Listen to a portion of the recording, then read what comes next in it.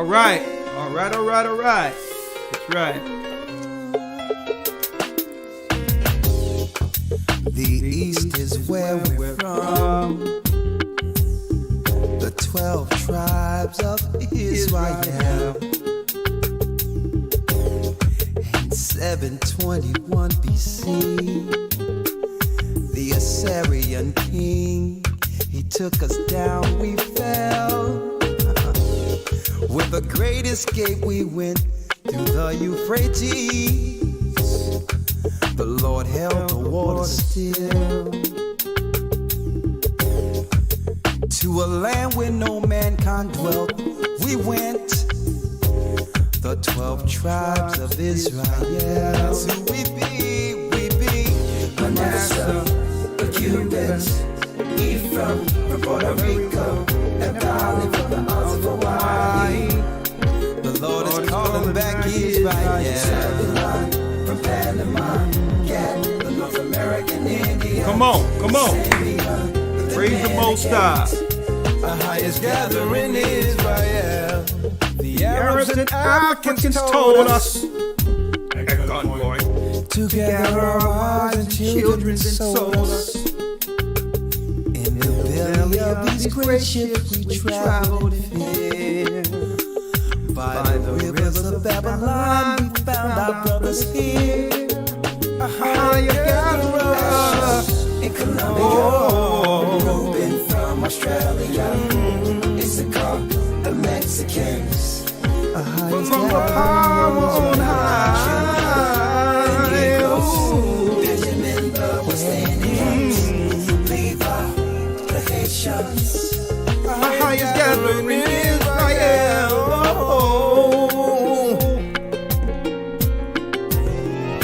That's right. The Most High's gathering Israel. Come on.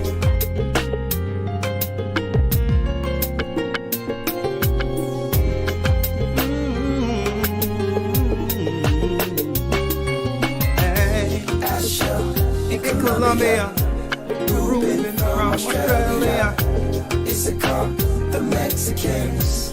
That's who we be. Judah, the Negroes, Benjamin, the West Indians. Come on. Levi, the Haitians.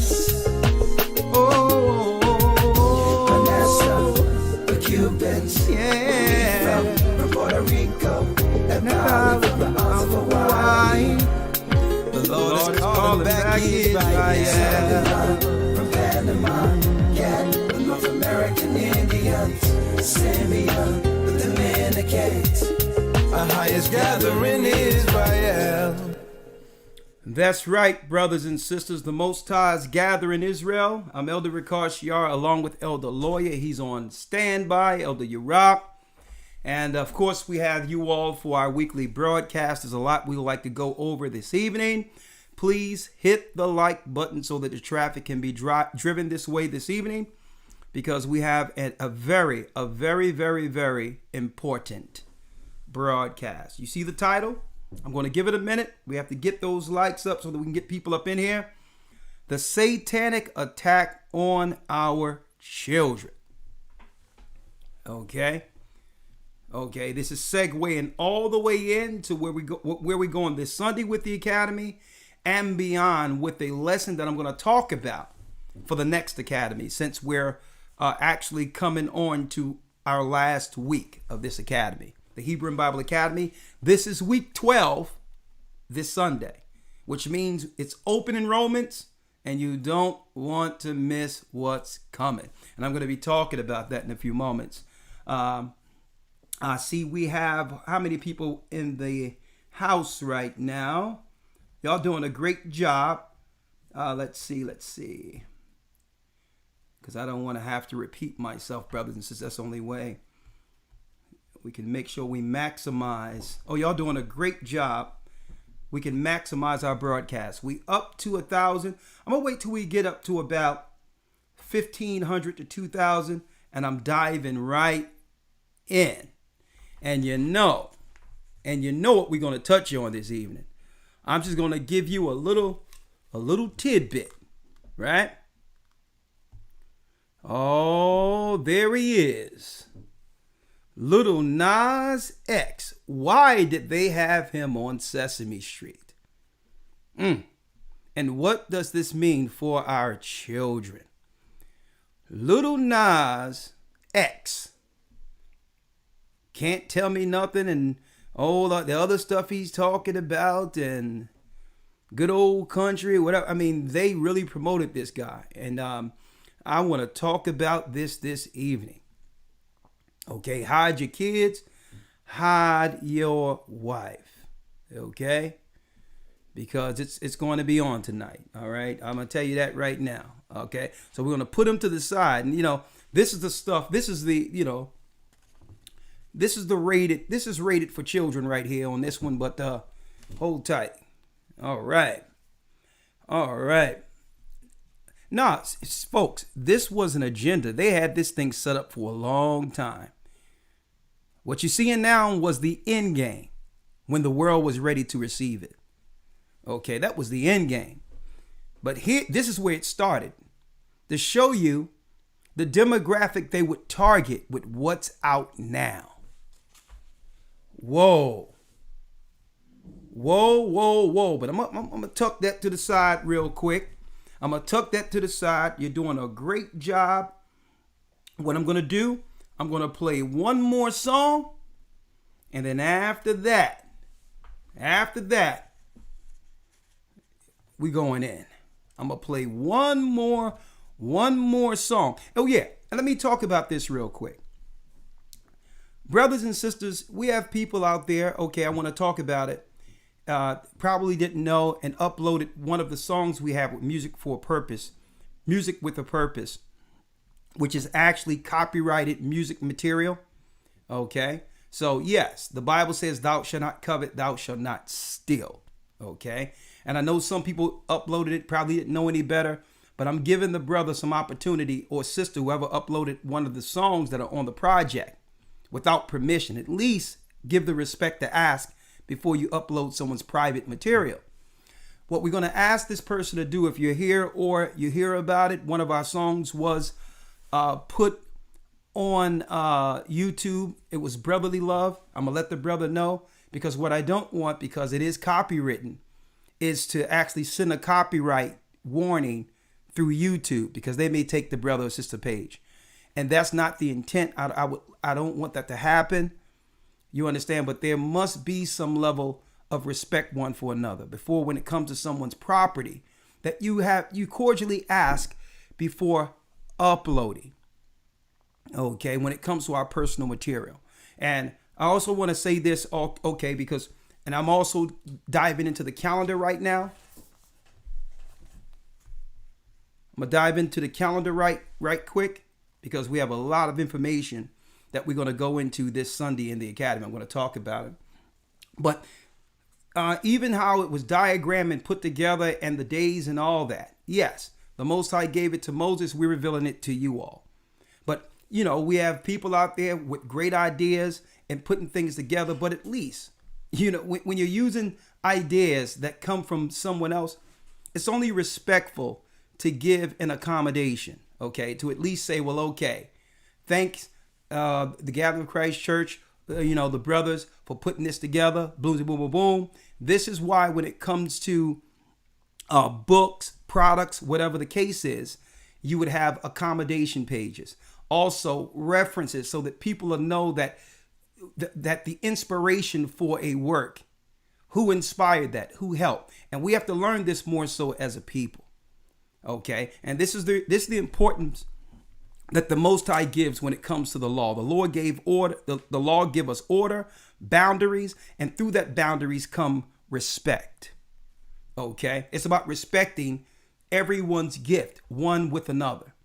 Okay, it's nothing to say that everything belongs to me or everything belongs. No, but if the Most High inspired you with something, okay, that's His gift through you, and I don't have the right to violate or take that. And if I take an idea from that, or whatever the case is, like you see many days, if I get information, whatever the case is, I give accommodation. I say, well, listen, this is where I got this information from. Here's the sources or whatever. Okay. So again, when it comes to what the Most High have given people privately, keep in mind, the laws still apply. Thou shalt not steal, thou shalt not covet. At least have the courtesy to ask. Okay, and that's kingdom people. All right, have the courtesy to ask. All right, I wanted to put that out there. So the brothers who put it up there, you know, are probably going to just go there later, leave a message on their page and say, listen, this is private property. Please take it down and ask respectfully if you can do this. Got my picture there and a song there. I'm like, what is this? All right. So it's a shame that we have to tell our own people this, but that's the world we live in today. All right. So, and when it came to the calendar, a lot of the ideas, I'm seeing some of the great ideas, people are putting together certain things, but I'm looking at it and it's transitioning with the calendar. I'm like, well, hold up. I mean, good. Why didn't you ask, or at least give what? The courtesy. And let everyone know, or boom, boom, boom, whatever the case is. All right. So, because a lot of work went into that. And I'm putting that out there too. At least ask and courtesy. Okay. Now, that's a respectful thing to do. I don't believe, I'm not going to, the Bible says to the pure, all things are pure. I'm not going to initially believe that there were any ill intent. Okay, on anyone's part. But it's, if we don't take a stance, okay, and set boundaries for each other, then what is all this for? All right, and we this is what God gave us the law for, so we'll understand our boundaries. We look at those 10 commandments, those are boundaries. We read them and say, okay, these are the areas we can't step over, or will be violating not just our brother or sister, but our God. Okay? All right. Okay, we're looking good. We're looking good. Y'all looking good. Y'all doing a great job.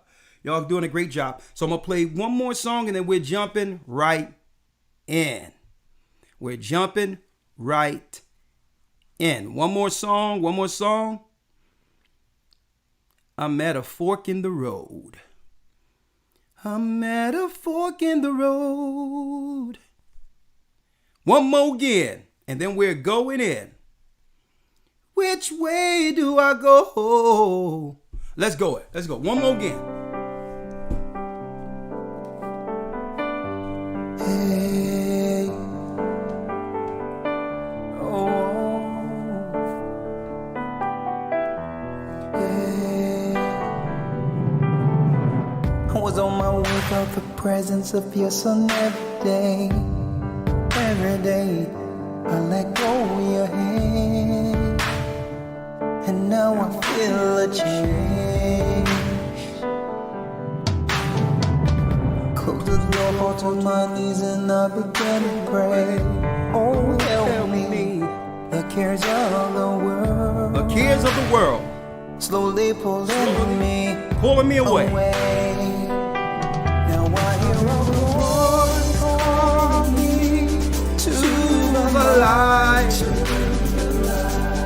Still in the heart, so I'll discern wrong from right. I'm at a fork in the road.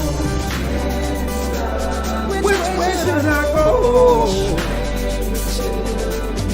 My Father sins, help me find. Come save me. I fell on the floor, hope to the Lord, and I can't believe what I saw. I saw me sinning willfully.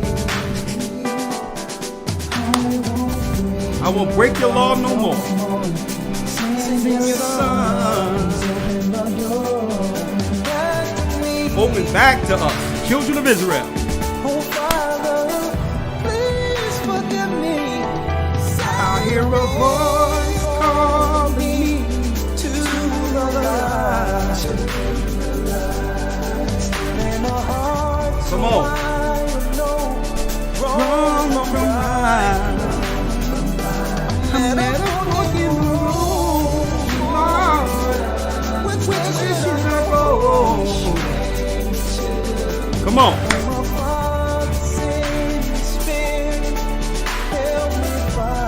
Help me find. Come save me. Oh, how I'm one of your sons of Jacob. One of your sons of Jacob. Lord, I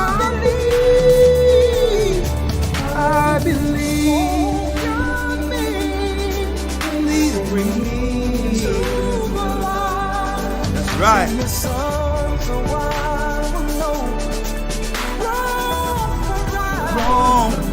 No matter what in the road, which way do I go? Change to My Father, send your spirit, help me fight. help me fight. Come save me. Come save me. Save the children of Israel. The husband, the wife, and the children. Come on.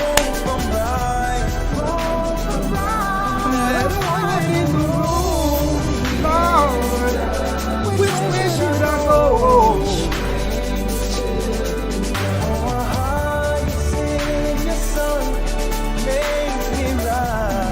Help me fight. Come save me. Save our people. We're in peril. We're in prayer. And it's about these children. Come save me. Come save the children of Israel. That's right. That's right. That's right. Jumping right in. Come save us. Come save us. And don't worry about it. That will be on the next project. But let me talk about something real quick.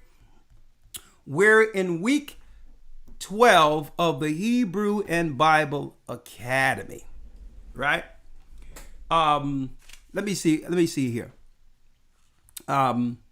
Where's Elder Lawyer at? Elder Lawyer, you with me? Yes, sir. Yes, sir. Live and direct. I want to thank you, brother. Week 12 of the Hebrew and Bible Academy. We have so many people working in the background to make it what it is. We thank all those who are involved, the administration, working things. And there's one thing in particular, Elder Lawyer. This week we're going into what? The secrets of the times, right? Absolutely. The secrets of the time revised. An updated breakdown on the secrets of the times. And what we're going to do is to show brothers and sisters that the holy days were established before Moses. Why Moses established the holy days? It was based on the events that led to Noah going on the ark. Why the holy days were instilled through Moses, as far as Passover, first fruit, trumpet, and all that is prophetic, leading to what? Christ is coming. So we're going to go into that timestamp and break it down. And it's really, what we're going to do is we're going to break down that calendar. But we're going to break it down on steroids. Right? Because a lot of brothers and sisters, they know to follow the Sabbath, right? But they don't realize the Sabbath is an annual Sabbath too. How it flawlessly flow from one year to the next, 52 weeks. And holy days are prophetically in between for time to come. So we're getting on code with the Most High through the holy days. So we'll be in the right place upon what? Upon Christ's coming. Every part of the holy days, everything breaking down the holy days are prophetic. Passover. Okay. Christ being the Passover, the sacrifice. The last trump. How would you know what the last trump is if you don't know what? The memorial feast of the trumpets. So all of these are timelines leading to a prophetic saving of the children of Israel. Hence, salvation. That's right. That's right. We just got in a whole new batch of calendars that get you on the right time according to what? The Bible. Daniel 7:25 said that the fourth beast, the Romans would think to change times and laws. Well, guess what? We have it right here. All the right days, the intercalary breakdown of the calendar and how to actually understand it and use it as a tool to be in the right place spiritually and the right time according to God.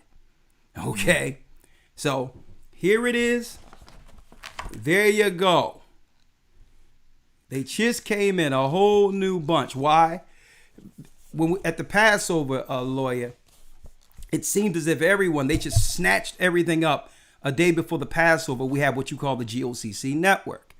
Well, before the Holy Day comes in, we network like family with each other based on the gifts, talents, merchandise, whatever the case is, whatever you're bringing, we're finding out what you're bringing for the nation, knowing that will transcend into what? The kingdom.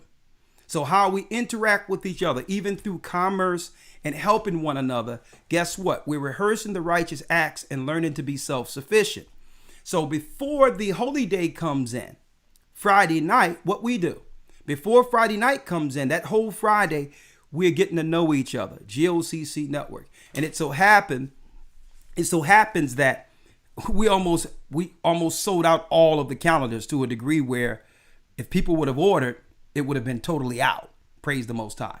So we just got a whole new influx of calendars in. And if you want to understand the times, hey, I'm breaking it down this Sunday, the secrets of the times. And I may add that as a regular lesson in the academy, because what I want to do, especially for our newer brothers and sisters, lawyer, what I want to do is to show them the culture and the laws according to Christ. Right? So if I break down the secrets of the times and break down the laws, which is what? The holy days, the do's and don'ts, whatever the case is, the same time, right? We can also teach the culture of Israelites according to Christ, because there's so much confusion out there, right? You got people, one Israelite group is saying we should follow this. Another Israelite group saying we should follow that. Another Israelite group say, well, you're not supposed to eat this, or you're supposed to eat that, or we're supposed to do it on this day and not that day. And to some degree, people come out of the confusion or the Babylonian religion, lawyer, Christianity, and they find the truth of themselves. And as Israelites, become even more confused. Right? That's right. Because you have one person say, well, this is off, or that's off, or that's off. You understand? And our people,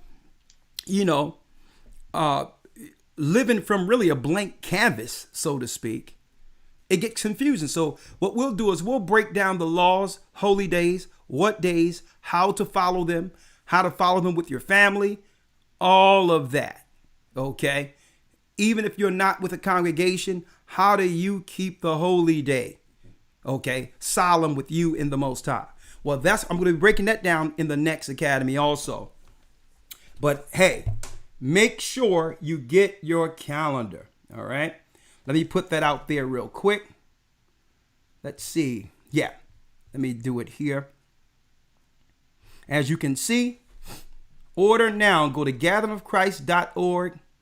We are excited to offer you another year of the 2021 GOCC Hebrew calendar, and which lists the Gregorian and Hebrew months, which means you may see a day for your calendar schedule, but how do you know when the holidays fall into that same calendar? Well, that's the work we have done. All praises be to the Most High, and presented it to you all. So you don't have to stay and look at the moon and do all these other things. It's all in here. Okay? It's all in here, brothers and sisters. Right? Gatheringofchrist.org. And as you can see, boom, right there. It gives you the original calendar that the Most High gave us before the flood. This information was given to our forefathers before the flood. As you can see, Jubilees, Enoch, Second Ezra's. It breaks it down. Feast of Unleavened Bread. And even after, people don't throw these calendars away. Even afterwards, the nice pictures that you can actually hang up, inspirational pictures hanging up in your home. All right. So one other thing I wanted to talk about, Elder Lawyer, real quick. Real quick. Because We just went into the judgment of the gods this Sunday, right? And in the midst of it, it's one thing that I didn't mention that most people have a question on, right? So I'm going to give people some tidbits before I give the announcements for the whole academy and what ideas, what lessons we've created for the next one, okay? We went into the judgment of the gods and how when you look in the Old Testament, it goes into the gods that were judged. But under the Sumerian religion, it's more so sensationalized as a good thing. The fallen angels, the Anunnaki coming down and doing certain things. So what we did was we showed you that what you see in the Sumerian text and the Sumerian archaeology was in fact the fallen gods that the Bible highlights, right? But it's one thing in particular I said I wanted to break down, because you have those who's in Egyptology, those who deal with Egyptology, and usually in the black segment of America, where they go back and go into ancient Babylonian religions and don't realize its origin, who try to glorify some of the actions that were learned, which our God, the God of the Bible, was against.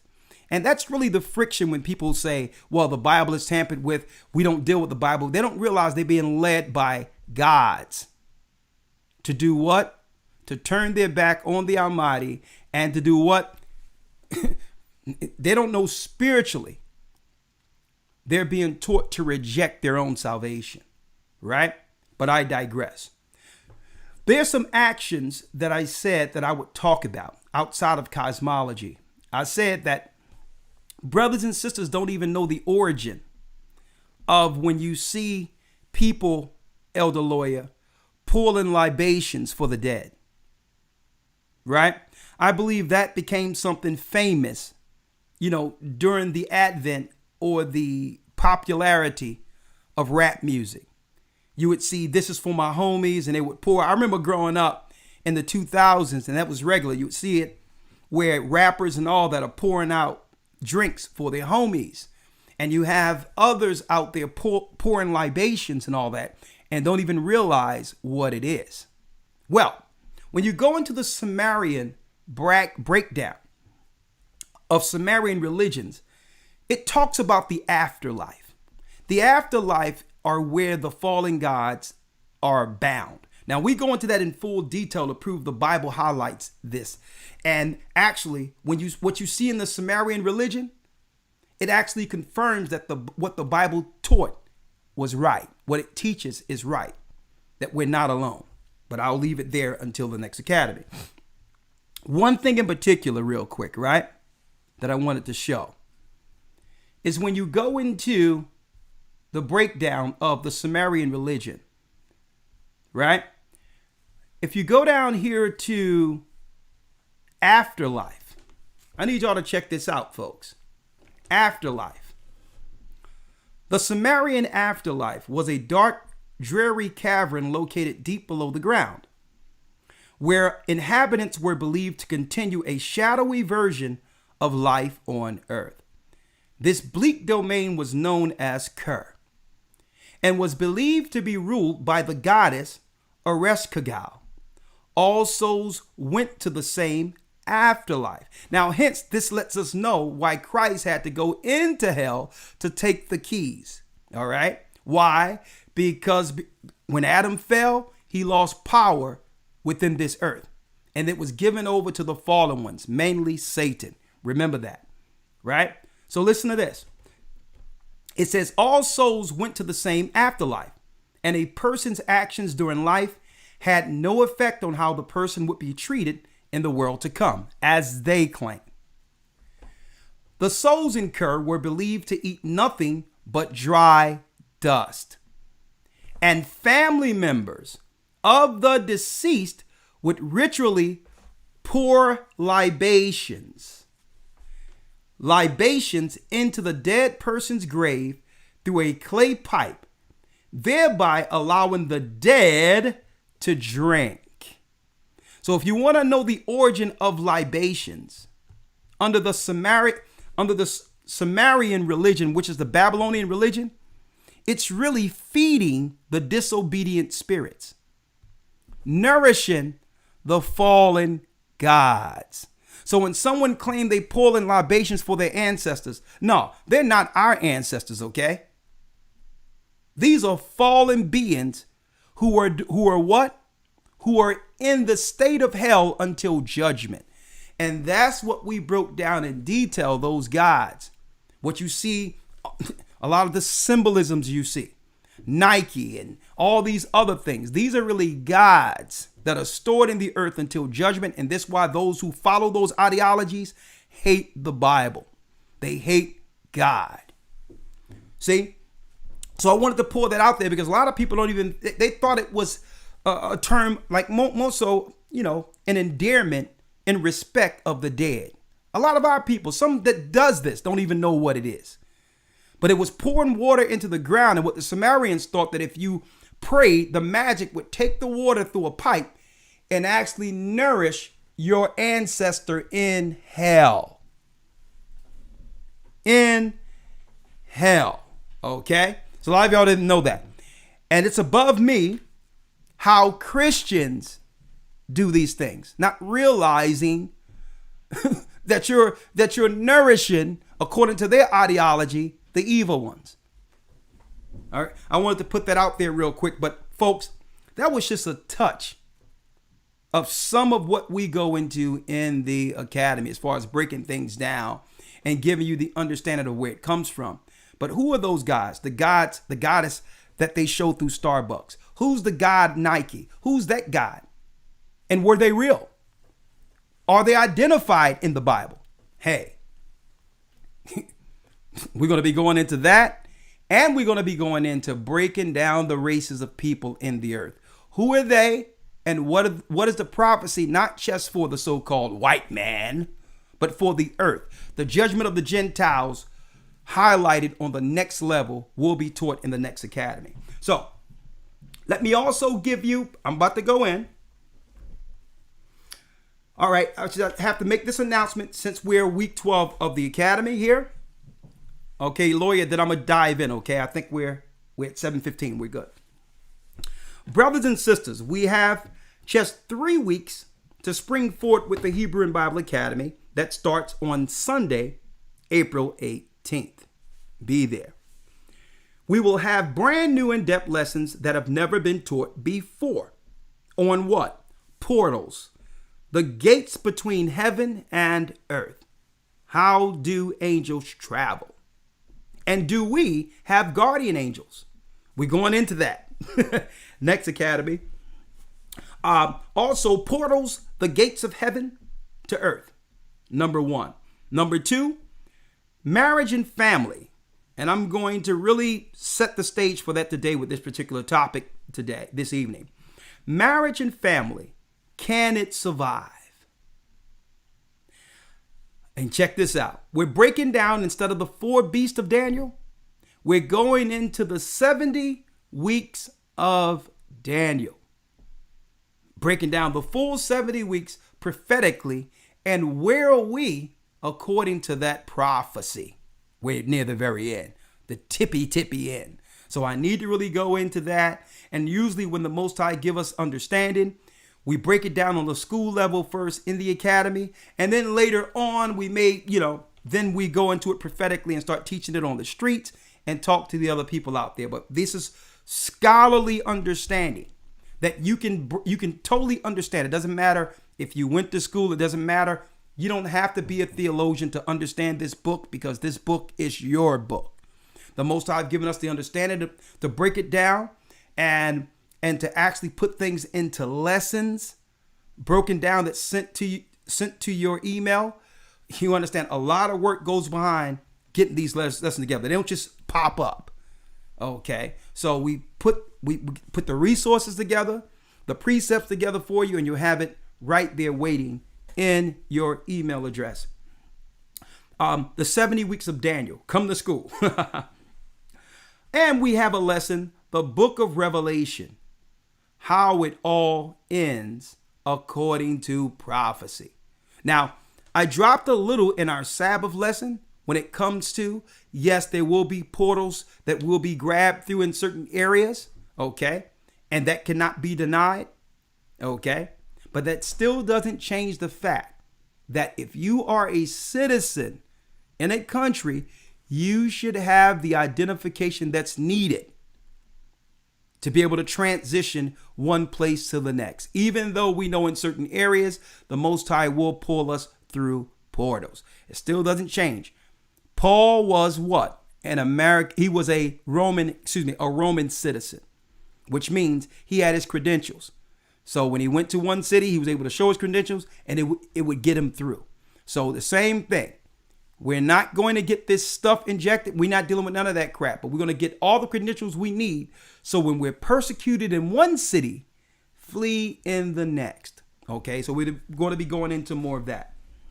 Okay, now, the book of Revelation, how it all ends, plus updated lessons with myself and Elder Lawyer, groundbreaking news from Brother Shapat. And the news was crazy this Sunday. And we're going to be inviting in some professionals, well, some guests in the academy. We're going to get some nurses, some other people who are out there blowing the whistle. We're going to bring them in for 5 to 7 minutes to 10 minutes to give us some updates on what's going on in the healthcare field, what's going on in that field. So we're going to bring some components to it and play clips of what highly credentialed doctors and nurses are saying.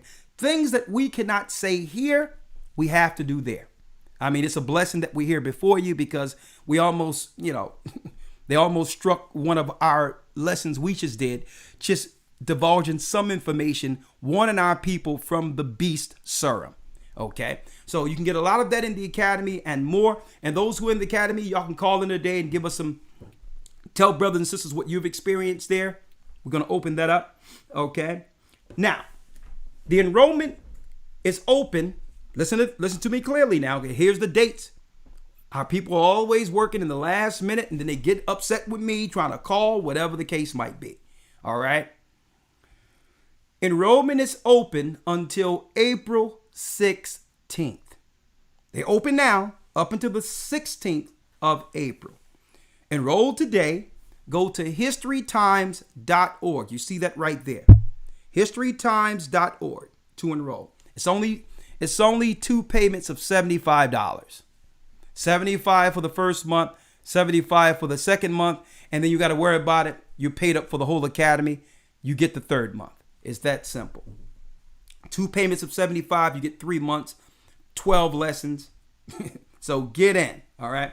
If you have been in the academy before and will enroll again, this will be your first or if this will be your first academy, please call in with your comments or testimony about what you've experienced, because some people they try to guess and try to quantify what it is, but when you get in it, then you realize, yeah, this is something different. So if you've been in the academy, if you have any questions, call in. We want to hear your input. Okay. Now let's go in. We're right at the top. Okay. Go to historytimes.org, be a part of the academy. All right. Where are we? Okay. We're looking good. Thank you, brothers and sisters. All right. Boom. We are looking good. We're at. Okay. We have 2,600 current viewers. Please hit the like button. Let's go into the lesson.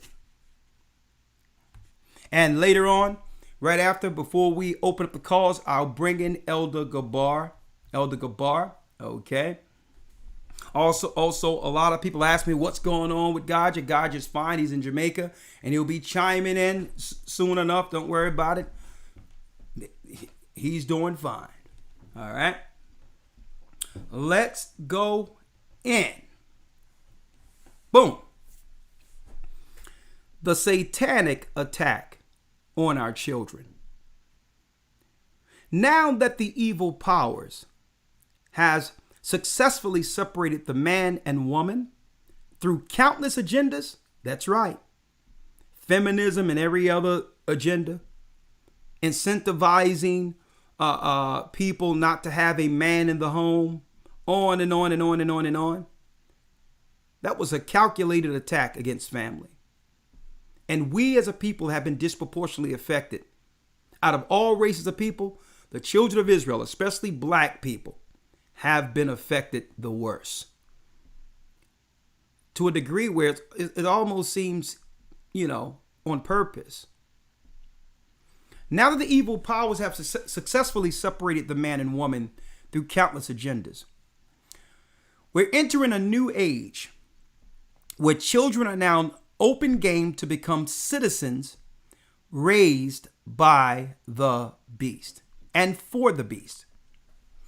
Through the sorcery of drugs, psych meds, they've tricked our parents into believing that children needed to be on psychotropics, psych meds, progressive sexual education. There's no coincidence the uptick of sexual education as they begin to teach that in the schools, claiming it was to warn children from sexually transmitted diseases. There's no coincidence the uptick of teaching sexual education led to more what? A higher rate of teenage birth in our communities. Introducing sex to our children. Right? It says, we're entering a new age where children are now open game to become citizens raised by the beast and for the beast.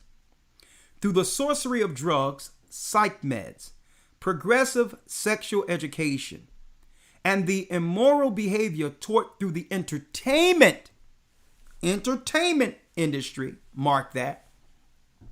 It seems that the Satanists and their agenda, the Satanist agendas have been stacked against our kids, against our children, against them. So, where is the Delhi defense for this onslaught? Is there? The attacks on men, women, and children is the world we live under today. An attack on man, what being a man, masculinity, there's an attack on it. Being a woman, it's an attack on it. They won't allow a woman to be a woman. They want women to operate in masculine roles. And that was all planned, knowing that there would be friction. Where you'd have two people with two separate sexes in the home, but yet their mentality are like this because one had been trained to operate in a masculine role. That was calculating. If they can get the man and woman fighting one against another, eventually what happens? What happens is the beasts get access to our children. We're going to talk about that this evening. We're going to talk about it. This was a calculated plan to get access to the children. Okay? They made it where the educational system was set up linear so that the women could progress, or the girls or the female could progress years beyond the man on purpose. Where they're thinking about things at an earlier age. When men don't mature until really about 30, 35, 40, men started getting together and realized, well, okay, let me get busy. And they made it so. They made it that way, where the woman would be more educated than the man, and it wouldn't be her fault. But by being so, by being more progressive or higher education or further along as far as this education, the world's education goes, there's certain things that she won't tolerate. From what? A lesser educated person. That sounds like what? The tree of good and evil, with her partaking first. And a lot of our women didn't really understand that concept. That's why now, understanding it, it's not to blame one another. It's to say, well, listen, my education and what they've taught me have progressed me beyond the age of the men I would run into. It doesn't mean that they're lesser men. It means that we must have patience, and the man catches up, and we help him catch up and not judge him at that substandard state. Because what happens? He grows into his own, and then the woman who did everything regret that they didn't wait for that guy. Sometimes we come down on the brother because, he didn't get it yet. And that's understandably so. But that's where the patience come in. And what should a woman expect from a man? Good question. With food, shelter, and raiment, Christ said, be therewith content. If this man, he may not have the glitz and glitter, he may not have you living in big and the lap of luxury, but if he's trying the best he can, and you have food, shelter, and raiment, and he's loyal, he fears God, we can appreciate where he is and not force him into something else where there's friction. Okay? We have to wait. We have to work with our men because believe it or not, sooner or later, the light comes on. So sometimes our sisters, they're raised progressively, and they're raised, ahead of the young boys and the young men. And what happens is they put all these expectations on younger men who aren't ready yet. But when the light comes on, we're like, well, hold up. Where was that when I was asking you for that years ago? And you're giving all that to someone else. It's because what? We have to be patient like the Most High is patient with us. Okay? There's no excuse for men being lazy and not taking care of their business. I'm not talking about those segments. So we're going to move them off the table. I'm not talking about the segment of men who are no good. We know they exist. We're talking about men who, when the light comes on, you're going to wish you were patient with them, who are still trying the best they can to provide. And that's with brothers. Okay? Now, when it comes with sisters, brothers have to realize that our sisters have been progressed beyond our years. Initially, until we catch up. Understand that. It doesn't make you less than. Okay? But you have to be patient. Be patient with your wife, your significant other. Be patient with her and say, well, listen, let her know. Listen, regardless of what's going on in the world, you have an obligation to see the God in me and submit to that. Regardless of your education. Okay? Regardless of your expectations of me.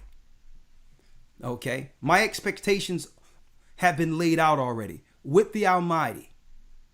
With food, shelter, and raiment, be therewith content. Now, if I'm coming short in those areas, okay, there's an issue there. But I'm not keeping up with the Joneses. Okay? I'm keeping up with the God of Israel. And if he progresses us together, all good. Okay? So it's a give and take. It's a give and take. And I wanted to talk about that this evening. But we're going to be going into more of that because it seems as if when you see what's out there in the sphere, that men and women are enemies. And that's not the case at all. I think, and I know for sure, we all want the best from each other.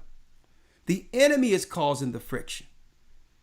It's calculating, just like what I'm going to go into when it comes to the children. It was all a mapped out plan to destroy family because family is the image of God, and it's the only image that can destroy these Sodom and Gomorrah agendas.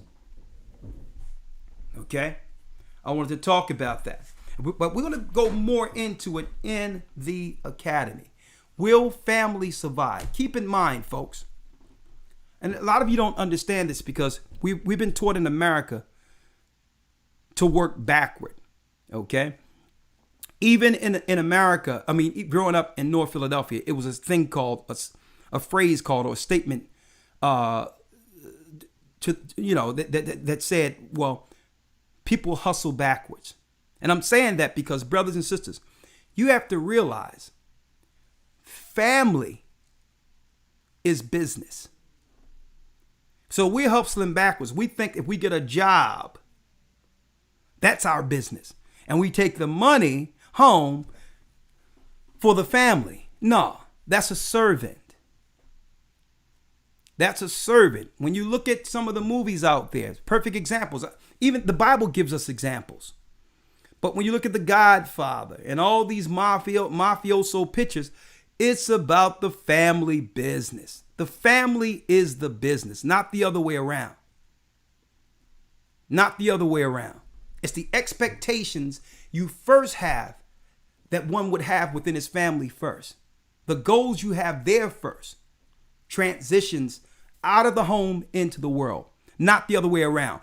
Let me go get a job here while my family is suffering over here. While my family is it doesn't work like that. It's about taking care of the family business first. The family business is your home. That's the family business. That's how business began. When you look in the Bible, every family had a certain trade that sustained that sustained their future generations. If you had a family that was a caretaker or a farmer, whatever the case is, that was the family business. So we have to reprogram ourselves and say, well, what about the job here and the job there and get this and get that? When the plan should be a husband and wife, a man and a woman sitting down, charting the family business and saying that if we do have to work and get some money here and this here, it goes into this pot for what our plans are here. Here's the end goal according to God, so that we can have a family business and something to leave, a legacy for our children. That's real business. You getting a job, it's all good, but keep in mind, that's not business. That's servitude. And there's nothing wrong with that. There's nothing wrong with that, but understand, that's not business. The person who came up with the idea where you're serving, guess what? He has a family business. What's coming in is sustaining his legacy for him and his children, or her and her children. That's their business. And I'm saying that, I'm putting it out there because we've gotten this all wrong.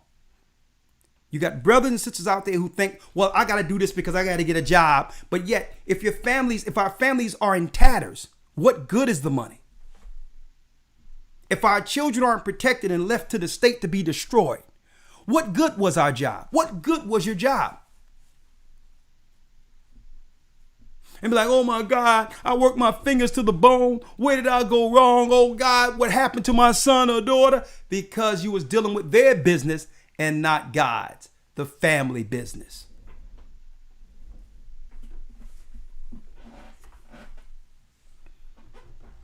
The family business.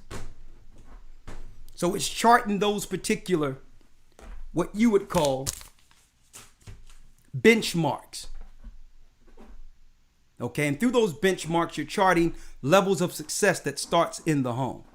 And all of us, we've all made mistakes. We've all learned on the fly. That's what slavery does. But it doesn't give us a pass or an excuse to stay in a slave mentality. Okay? We can't say because my past, this is what it is. No. Your past doesn't have nothing to do with the effects it's having on the children.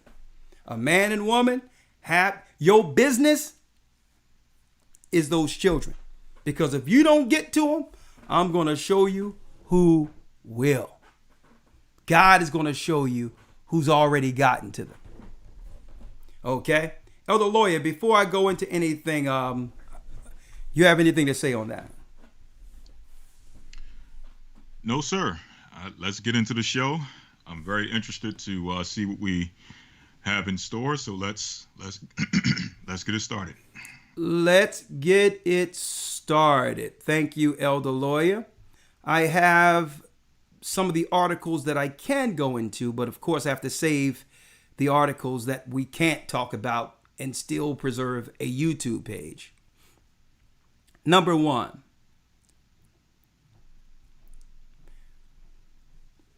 The DC Council passed a law to allow minors over age 11 to consent to vaccines. That's number one. Now, folks, this is the softball stuff I'm going over first. This is the softball stuff. So, children who are considered minors can be coerced in DC into getting something into their veins that if there's a side effect, the mother and father have to deal with.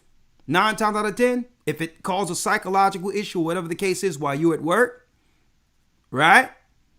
Automatically, they're going to say, well, your child is slow, something is wrong, something is going on in the home, when you're not even realizing that they gave your child something. They slipped a satanic Mickey in your child while you were at work. Right? You need to know these things, and how do we get in front of it? Here's another thing. This is from, divorce.net. What is this doing on divorce.net? Emancipation of a child in New Jersey. Learn about emancipating and how it affects child support obligations in New Jersey. What is emancipation? Emancipation is the legal act by which a child released from both the control and support of a parent. You can't make this stuff up. I've been all over the world. I've never seen anything like this in my life.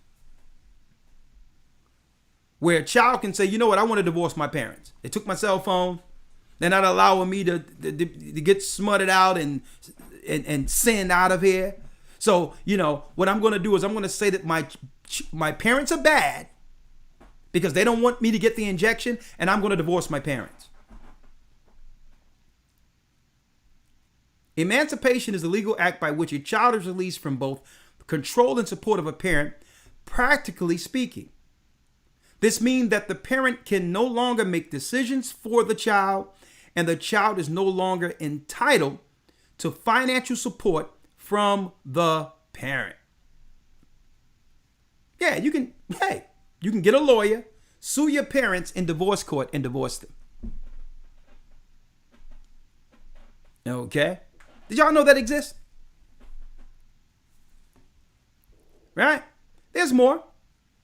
There is more.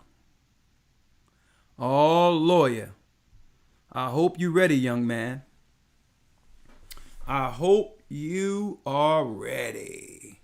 Boom. Yes, sir. I'm listening. Oh, look at your screen. And what I have to say, brothers and sisters, if you have minors, well, it's okay because you may see. I don't know if it's okay, but we'll put some type of warning on this. I'll do that afterwards. But there's nothing that can actually give a strike or something because I know where the rules. I know where the lines are now when it comes to YouTube rules. Even though they change almost every day, I respect their lines. And to be on this platform, we must respect it. Oh, Little Nas X. Little Nas X, elder lawyer. Now, the bait and switch is that they got everyone talking about the satanic sneaker that he have to come and now try to claim, well, it's all a ruse. It was just a joke. I have to say this, that Nike, I have no association with that, whatever. Some publicity stunt. But folks, why am I putting here? Because everyone is pointing to Little Nas. And I'm not pointing to Little Nas, brothers and sisters. Something happened to this boy. Who is his parents? To a degree where the system can use him like this. What happened to him growing up? And how did he get access to Sesame Street? At the advent of them doing gay marriage and promoting LGBTQ at the same time. Why did they have this guy on Sesame Street? So it has more to do with what? His handlers, what happened to him coming up, than what we see now, because there's people working in the background, laughing and all that, knowing what they did to this boy. Where is the parents? That's right. So the agenda is one thing. But what I see here is what? I see a soul. A soul that was out there alone, with no parents, with no father, with talent. 9 times out of 10, if you go into his background, he was probably raised in a Christian church. But now, in his grown years, he seemed to have rebelled. And I think that's an understatement.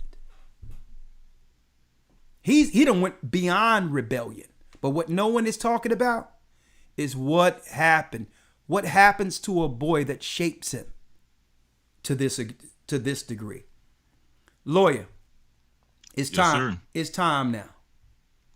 All right. And before you go into it, if you don't mind, I'm just going to read a little bit here that they have on Wikipedia on his early life and education, if you don't mind. Yeah. All right. So it says here, Montero Lamar Hill was born in Lithia Springs, Georgia, a small city outside of Atlanta. On April 9th, 1999, he was named after the Mitsubishi Montero. His parents divorced when he was 6, and he settled in the Bankhead Courts housing projects with his mother and grandmother. 3 years later... Hold up now. So he was raised without a father by his mother and grandmother in the projects. Great background. Go ahead, Elder Lawyer. Yes, sir. Now check this out. 3 years later, he moved in with his father, a gospel singer. A what?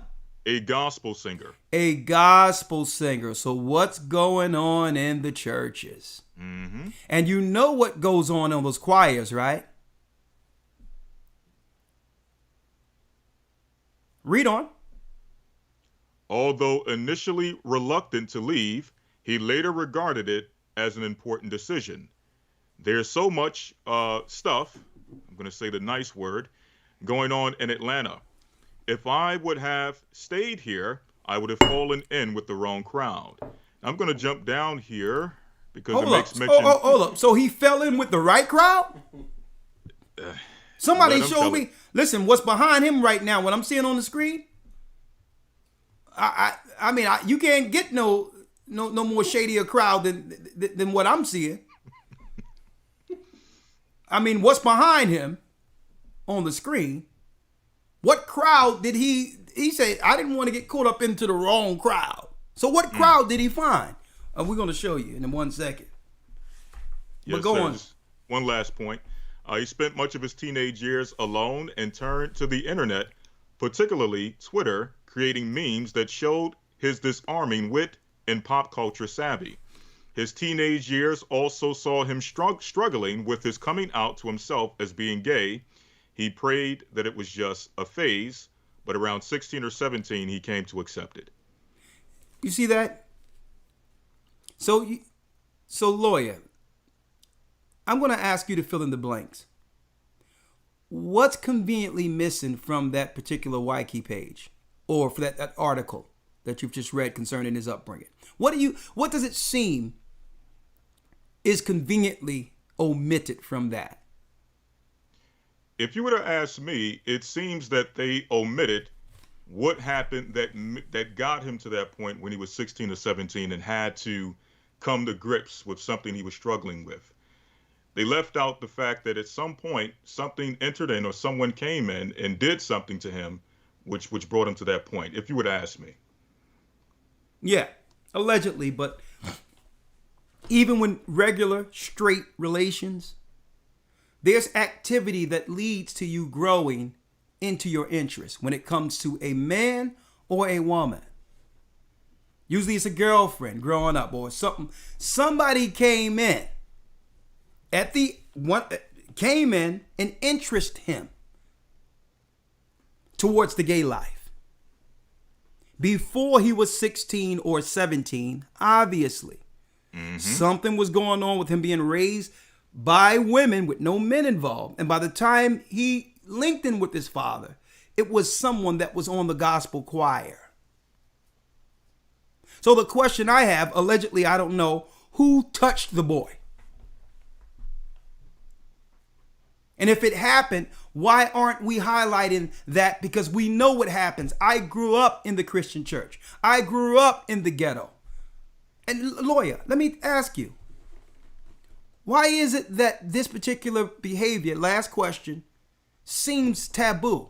As if we don't even talk about something that's rampant, not as rampant as the media is portraying, but it happens in our community where little boys are dealt with in the churches with no pushback. Why is it that you think, Elder Lawyer, that it's like taboo, not to be talked about? Again, if you were to ask me, I think that if you were to pull back the layers, you would find out that the people who are doing these things and performing these activities are some of the most influential, some of the most, I guess you would say that the people that the community would look to for either help financially or guidance spiritually, whatever the case may be. It seems to be that it's these particular people who, if you were to pull back the layers, would be behind it, and because of it, people tend to turn a blind eye. But again, that's just my personal opinion. Okay. Well, without any further ado, oh, that's right. I hope y'all ready. I hope you are ready. We got over 3,000 people up in here. Oh, Lord, have mercy. The satanic attack on our children. Here we go. Here we go. Now that the evil powers have successfully separated the man and woman through countless agendas in our communities, we're entering a new age where children are now open game to become citizens raised by government, raised by the beast, can even divorce their parents, as was shown earlier. Raised by the beast and for the beast, through the sorcery of drugs, the promotion of it, psych meds pushed on our children in schools, progressive sexual education in schools, and the immoral behavior taught through the entertainment industry. It seems that the Satanists and their agendas are clearly stacked against us, God's people, the poor, and definitely stacked against our children. It's unfair to them, the world they must grow up in. Where is, and I want y'all to talk about that this evening, because obviously there was no defense for Little Nas X. Where is the daily defense for our children against the onslaught? There's attacks on the men, the women, and the children. This is not about rights. This is an attack. How can we survive Sodom and Gomorrah? And what does God in the Bible warns in such times as these? Look at your screen.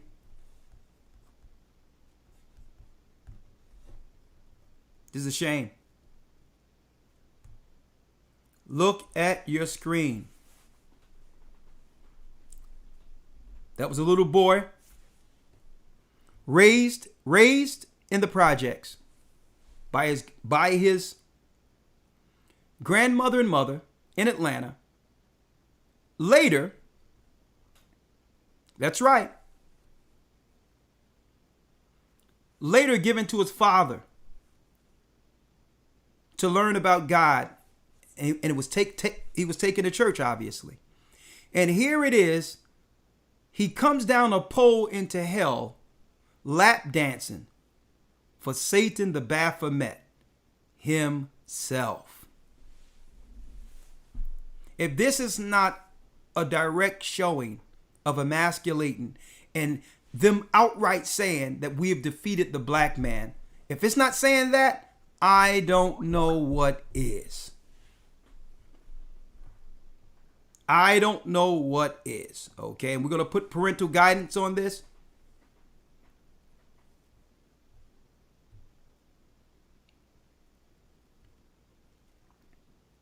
Now, You should hear how they look to explain this off, brothers and sisters. You should see how they try to explain this off as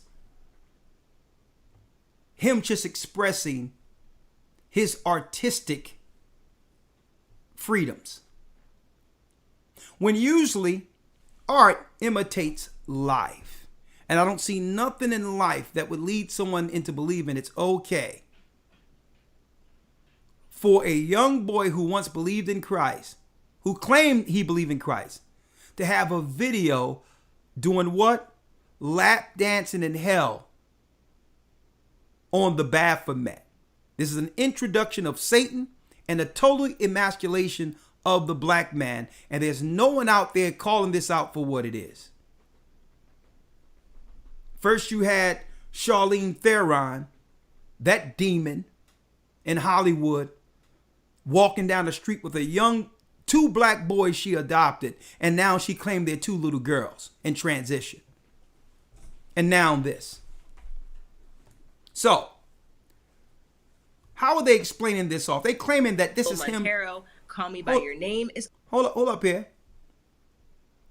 Let me show you how they trying to explain this off. And I'm going to show you who they're using. One moment. One moment.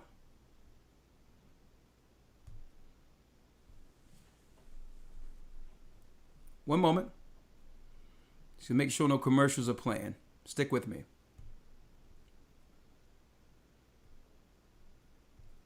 Now, this is what I need y'all to see, folks. One second. Because who explaining this? Folks. See here. Let me move it so you can see it.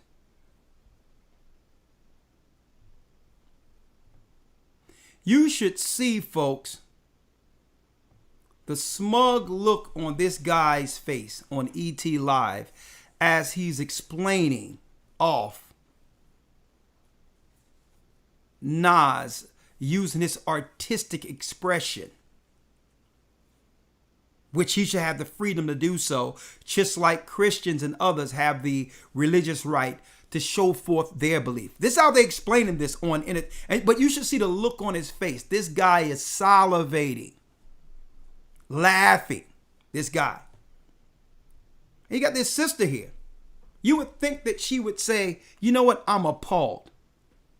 I'm appalled at this representation of a black man when there's so many strong masculine men out there that represents who we are. That's what I would expect to hear from a sister. But let's see their commentary. Let's hear their commentary. Little Nas X's new single, Montero, Call Me By Your Name, is off to a great start. The video has 32 million views on YouTube. It's raking up huge streaming numbers on Spotify, and it's #1 on iTunes. Yeah, the video has got a lot of people talking, with Lil Nas grinding up against Satan. So as the video was released, he wrote, I spent my entire teenage years hating myself because of all the beep y'all preached would happen to me because I was gay. So hope you're mad, stay mad, feel the same anger you teach us to have towards ourselves. Here's a bit of the video.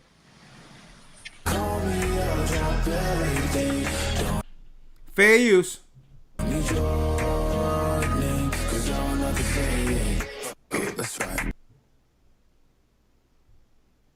Okay, so when you go into about 104 in the video, let's go there. 104 in the video, let's go there.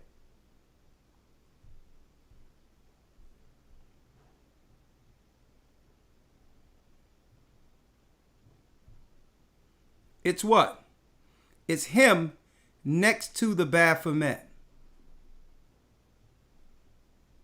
It's him next to the Baphomet. I thought this was about equal rights and having the right to choose and be able to marry who you like and not get bullied. I thought it was about not getting bullied, folks. That's what they told us. And we just went along with it. Yeah, they shouldn't get bullied. Is this the true agenda, what we're seeing here? Let's finish listening. Yeah, so now in conjunction. Hello, everyone. My name is Okay, we're gonna take that out. We're gonna get this commercial out of the way because I really need to hear your opinions on this. And we got some Bible scriptures. Okay, let's go back.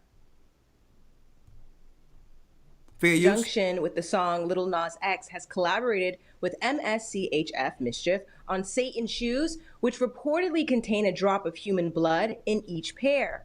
The design was made using Nike Air Max 97s, but Nike has denied any involvement in them. Yeah, so the video and shoes have really divided people. Rapper Joyner Lucas praised Lil Nas for getting people talking, but then tweeted, I think the biggest problem for me is the fact you don't understand Old Town Road is every kid's anthem. Children love him for that record. They tuned in and subscribed to his channels. So with no disclaimer, he just dropped some left fieldish and all our kids seen it, shake my head. Lil Nas replied, I literally sing about lean and adultery on Old Town Road. You decide to let your child listen, blame yourself. And Nick Young said his kids will never listen to Old Town Road again, which Lil Nas jokingly responded that they shouldn't be playing it now because we are streaming Call Me By Your Name now.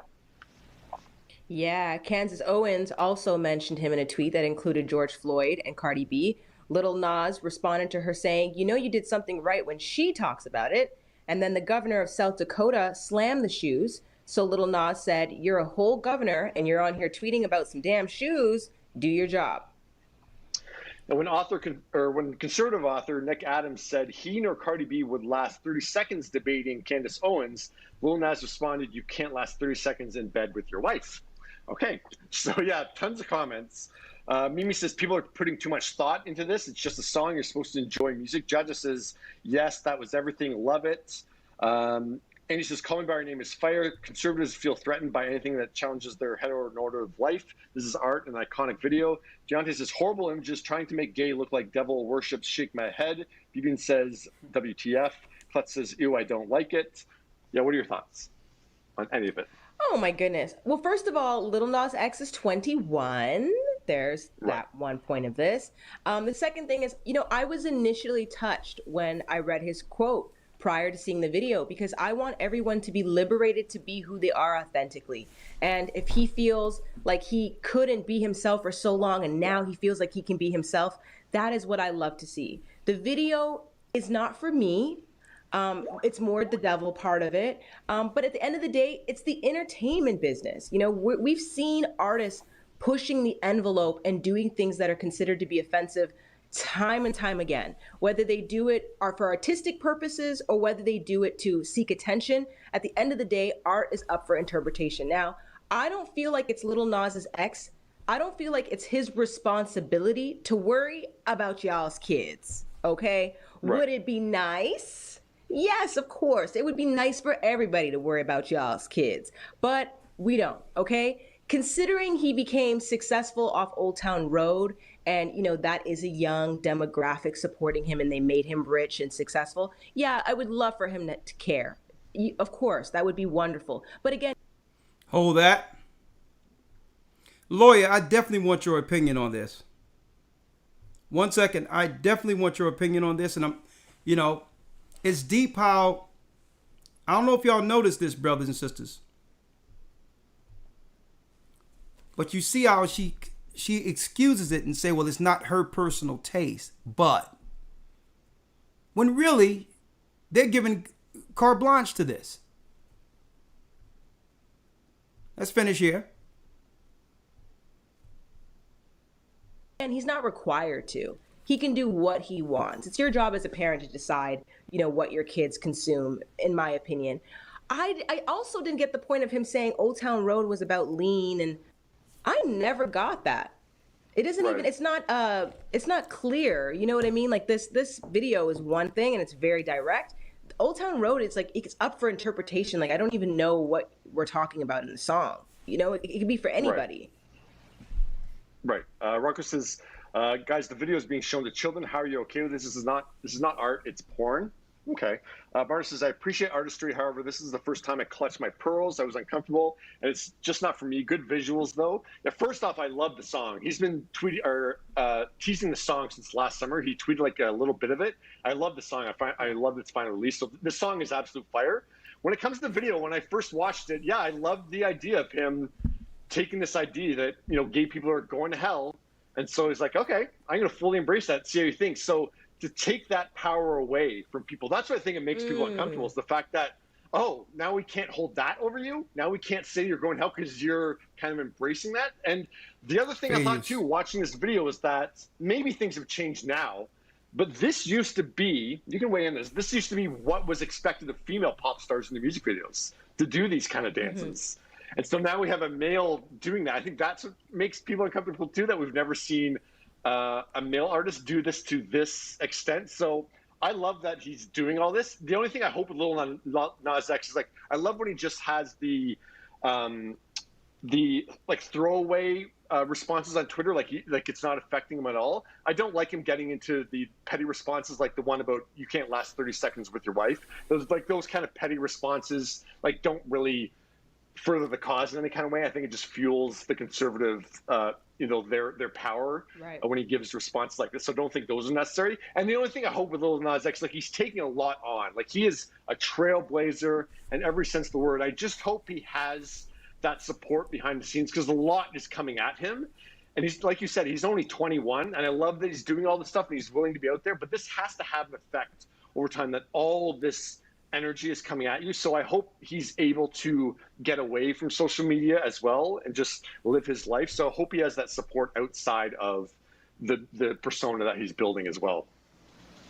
I love that perspective. I love the perspective of taking it back, taking that power away. I really, really like that. For me, I'm just not a fan of anytime I see the devil in music videos. And I think Madonna did something like that once, and it bothered me. And it's not like I'm not offended. It's just not for me. But I like that perspective, Graham.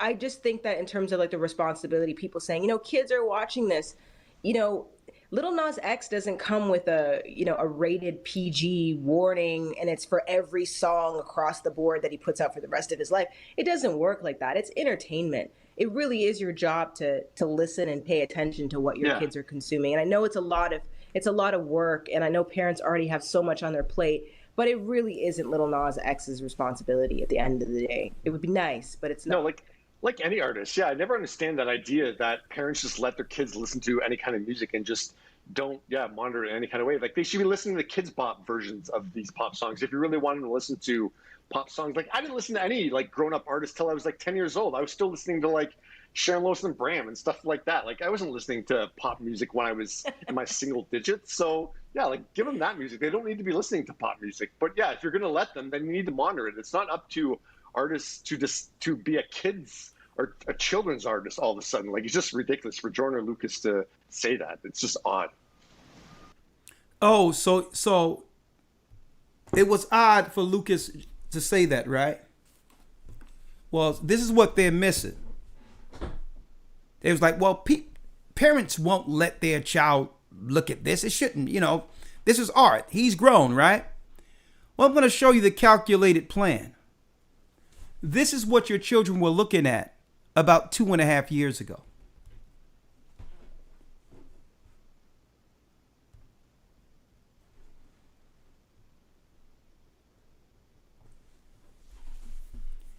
They had him on Sesame Street years ago.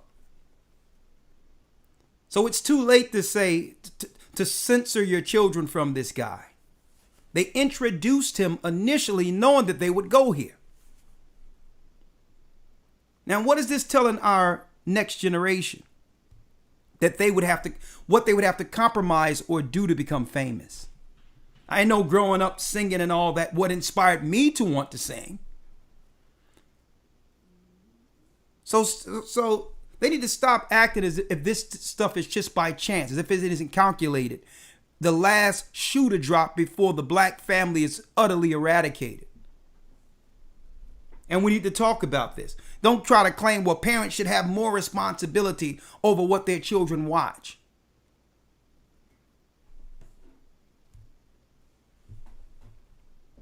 When while the parents are at work, before the children can actually go to school, because I remember in kindergarten looking at Sesame Street. Even before pre-K kindergarten, I was looking at Sesame Street.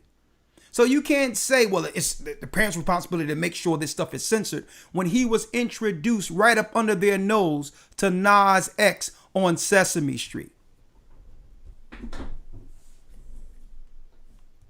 This is high-level demonic forces going on, and it's prophetic because it was scripted out in the late 1800s by Albert Pike that at the very end they would introduce Lucifer from behind the curtain as their God, the God of this world.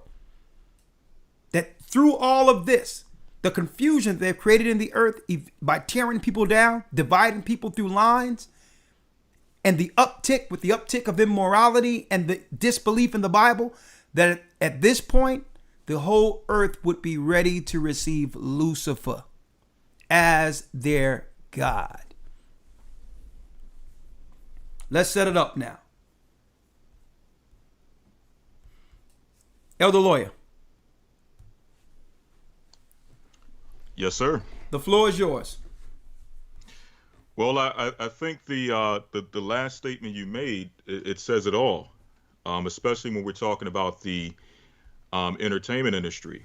I think for a long time, and I'm going to go as far as to say even before the so-called hip-hop industry came about, but just dealing with hip-hop because I'm assuming he is classified as a rap or a hip-hop artist or something along those lines. For a long time, there's been this flirting or this kind of dipping the toe in the swimming pool of two topics, okay, within the rap industry. And number one, homosexuality. Number two, Satanism. Now, some people may be asking, well, what do I mean? At the early stages of hip hop, we were told that it was about positivity, and to a degree it was.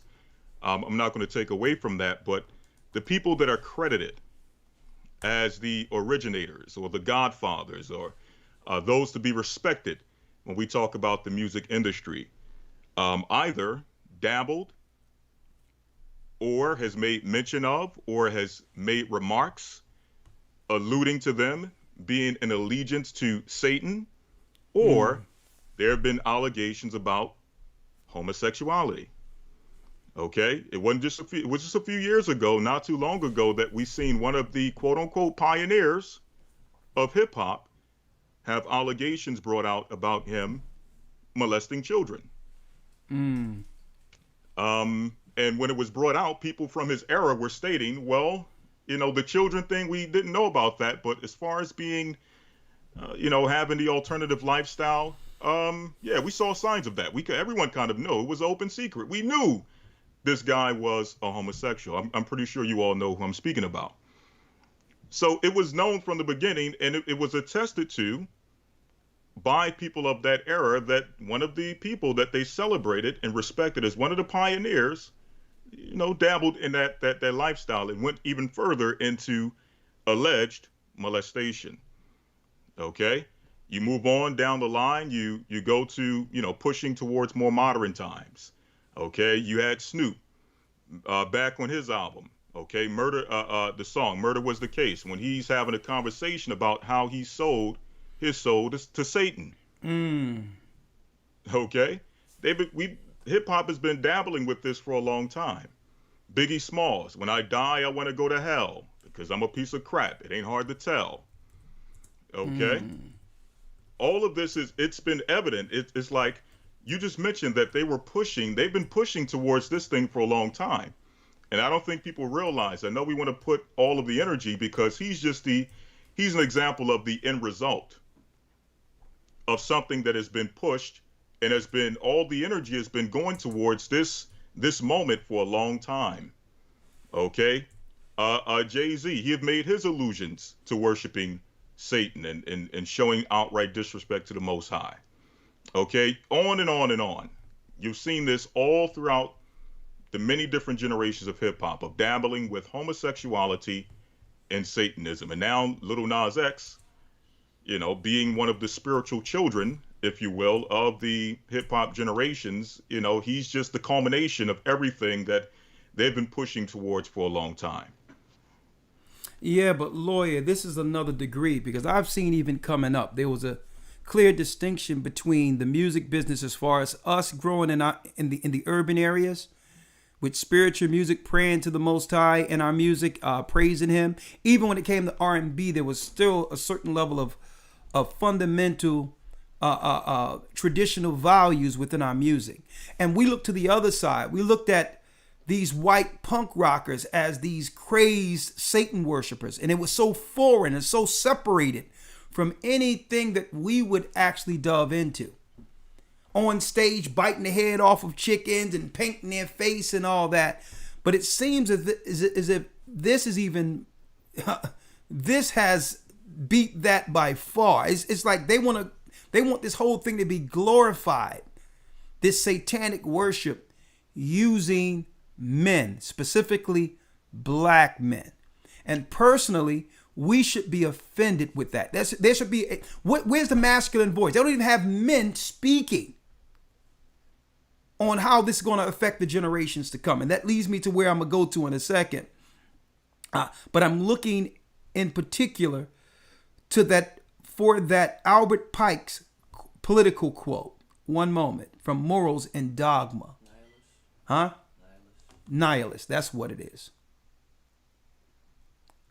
Okay.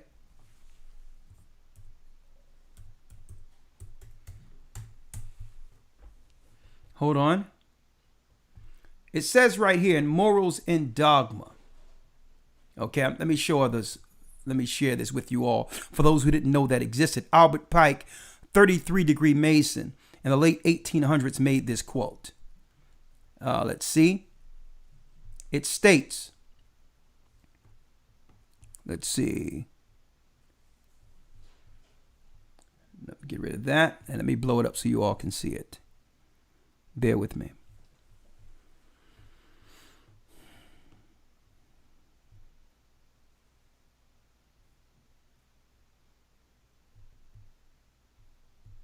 Hold on.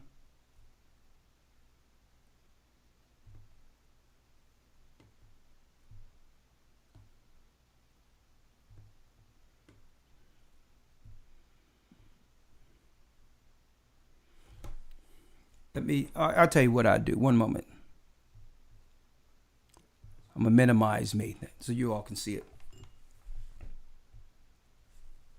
It says right here, Albert Pike, this Satanist, it says, we shall unleash the nihilist and the atheist. These are they who hate God. And we shall provoke a great social cataclysm, which in all its horror will show clearly to all nations the effect of absolute atheism, the origins of savagery, and of most bloody turmoil. Listen to this. Then everyone, the people, will be forced to defend themselves against the world tyranny, against the world minority of the world, revolutionaries, and will exterminate the destroyers of civilization, and the multitudes disillusioned with Christianity, whose spirits will be from the moment without direction. That's where we are.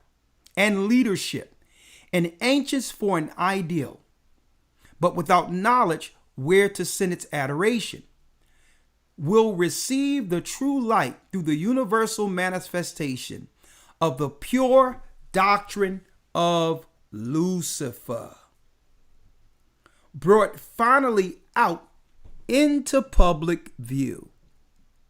A manifestation which will result from a general reactionary movement which will follow the destruction of Christianity. Anyone that believes in Christ was the plan, because they know that Christ is the only power that can defeat Satan. So they had to aim all society against the Bible and the anointed Savior that was prophesied in the Bible to destroy Lucifer's world. Listen to this clearly. A manifestation which will result from a general reactionary movement which will follow the destruction of Christianity and atheism, both conquered and exterminated at the same time. A Freemason quote from the late 1800s, Albert Pike, and guess what, folks? There's a statue of this guy memorialized right up the street from the White House. So you want to know the agendas, the government's agendas, the world powers agendas? They celebrate this guy, and this is their agenda that's being pushed through governments. So here it is. The majority of us, Elder Lawyer, is really focusing on Little Nas. Okay? They're so meticulous in their Luciferian campaign.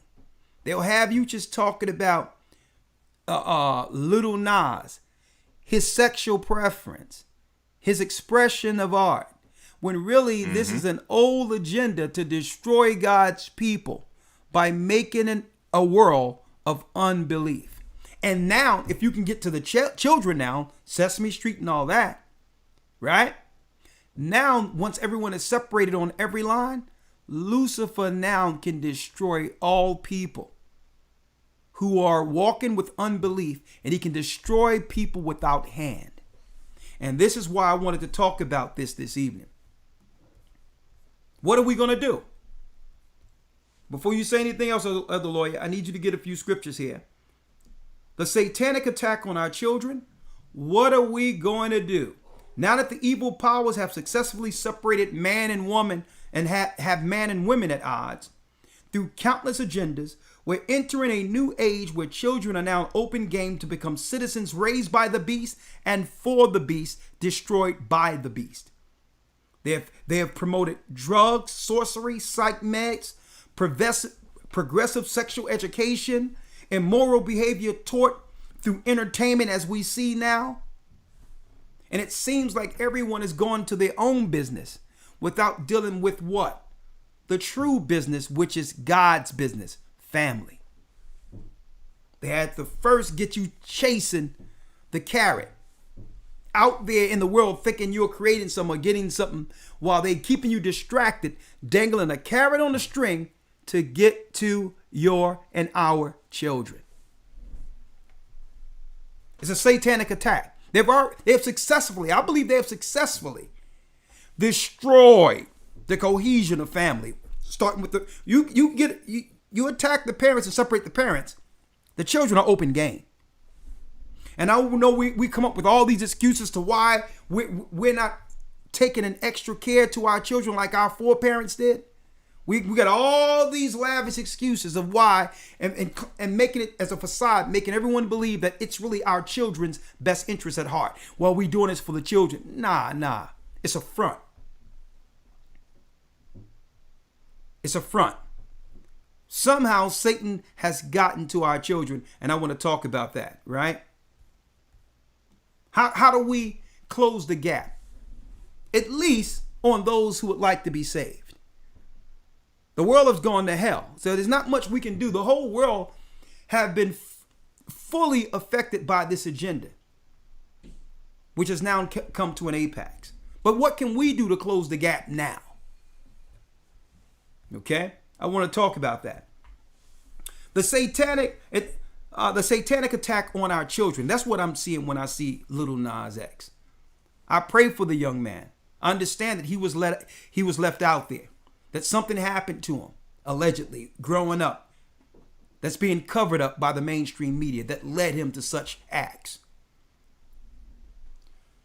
Now that the evil powers have successfully separated man and woman through countless agendas, usually, pandering to men and women's selfishness, that's really what it comes down to, the caveat, the fruit. To make one wise or to make yourself an idol, individualism instead of the family business. We're entering into a new age where children are now open game to become citizens raised by the beast for the beast. They've used sorcery on our children, drugs on our children, psych meds, progressive sexual education. And guess what else? The void they was able to get into.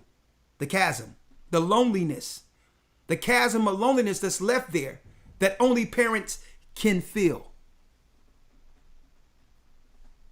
while we out doing whatever. Progressive sexual education and the immoral behavior taught through the entertainment industry, and now even our children are scrolling on the phones now. Before they can walk, they know how to use the cell phone. Man, what a plan. Through the entertainment industry, it seems this satanic agenda has been stacked against these children. Our children. God's children. Where is the deadly defense for this onslaught? The attacks on man and woman has been accomplished. Now the sole target are the children. And they're really focusing on the preschool, children at preschool age on up. Right before they get into kindergarten, these things are progressed. Right? And it's stacked against them. Where's the deadly defense that we have as a people, as a family, as believers in God against this onslaught? The attacks on us and our children. How can we survive Sodom and Gomorrah? And what does the Most High in the Bible warn in such times as these? Okay, and I'm sorry for some of the images if they were graphic. I understand, but we had to show you how far that have gone. But what I'm going to do is after this broadcast, what we're going to do is we're going to take and snip that out. Okay, and we'll probably show his head or something by itself because, it's disturbing. Where's the deadly defense for this onslaught and this attack? How can we stop the bleeding? Literally. How can we survive Sodom and Gomorrah? And what does God in the Bible warns in such times as these? Elder Lawyer, I need you to grab the book of Jude for me real quick. Yes, sir.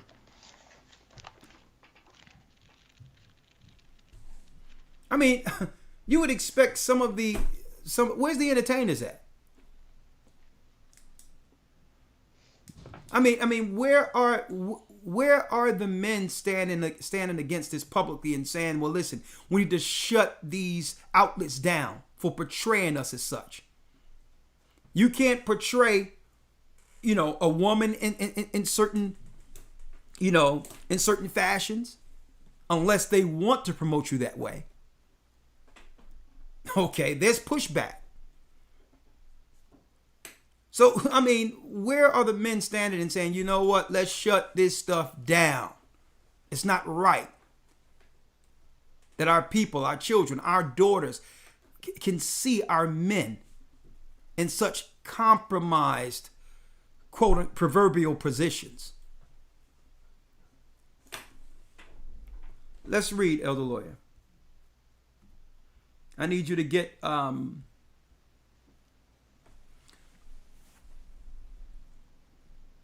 let's start at the 3rd verse. Jude 1 and 3. Yes, sir. The book of Jude, chapter 1, verse number 3. Beloved, when I gave all diligence to write unto you of the common salvation, it was needful for me to write unto you, and exhort you that ye should earnestly contend for the faith which was once delivered unto the saints. So we must contend for the faith. So as you can see, in order for them to roll out this agenda, they had to strategically through time, break down the belief of people in their belief in Christ and the Bible. It was strategic, calculated plan since the 1800s. So here it is. Jude, now a church would, it's written in the book of Jude that what? It was exhorted that there was people standing in belief, contending for the faith, highlighting anything that would destroy generations of believers. Read.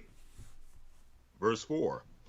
For there are certain men crept in unawares, who were before of old ordained to this condemnation, ungodly men, turning the grace of our God into lasciviousness, and denying the only Lord God and our Lord Yashaya the anointed. So it tell you that they would creep into places that one would actually go to learn about Christ, about the faith. Satanists would creep in unawares.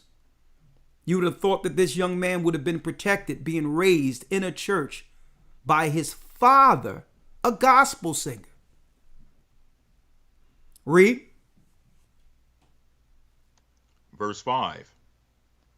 I will therefore put you in remembrance that ye once knew this, how that the Lord, having saved the people out of the land of Egypt, afterward destroyed them that believed not. He destroyed them that believed not. Read. And the angels which kept not their first estate, but left their own habitation, he have reserved in everlasting chains under darkness unto the judgment of the great day. Read. Verse 7. Even as Sodom and Gomorrah, and the cities about them in like manner, giving themselves over to fornication. Giving themselves over to fornication. It's as if city council or the governments of the world went directly to this chapter and say, you know what? We must make protective laws, to protect those who would execute this type of perversion on society. As if they went to this verse and say, here are those who will protect, and use as nihilists to destroy what's left of those who believe in Christ. Read that last piece again. Yes, sir. Even as Sodom and Gomorrah. Yes, sir. Verse 7. Even as Sodom and Gomorrah, and the cities about them in like manner, giving themselves over to fornication and going after strange flesh, are set forth for an example, suffering the vengeance of eternal fire. Suffering the vengeance of eternal fire. It was prophesied. This is why they're looking to almost ban you reading the Bible. Okay, it's the word of God. It's the only tool on earth to fight against this progression. Okay, to get man and woman back in the Bible to understand our roles in it, to be protected. That's the only way, as a hedge. To take that accountability and to show that accountability to our children so they are accountable for it. Knowing what's out there when you send them out into the world. What we're showing you, what we're talking about tonight, is the world we send our children out into. Elder Lawyer, let's go to the steps of Lot when they came to Lot's house. Let's go to the book of Genesis.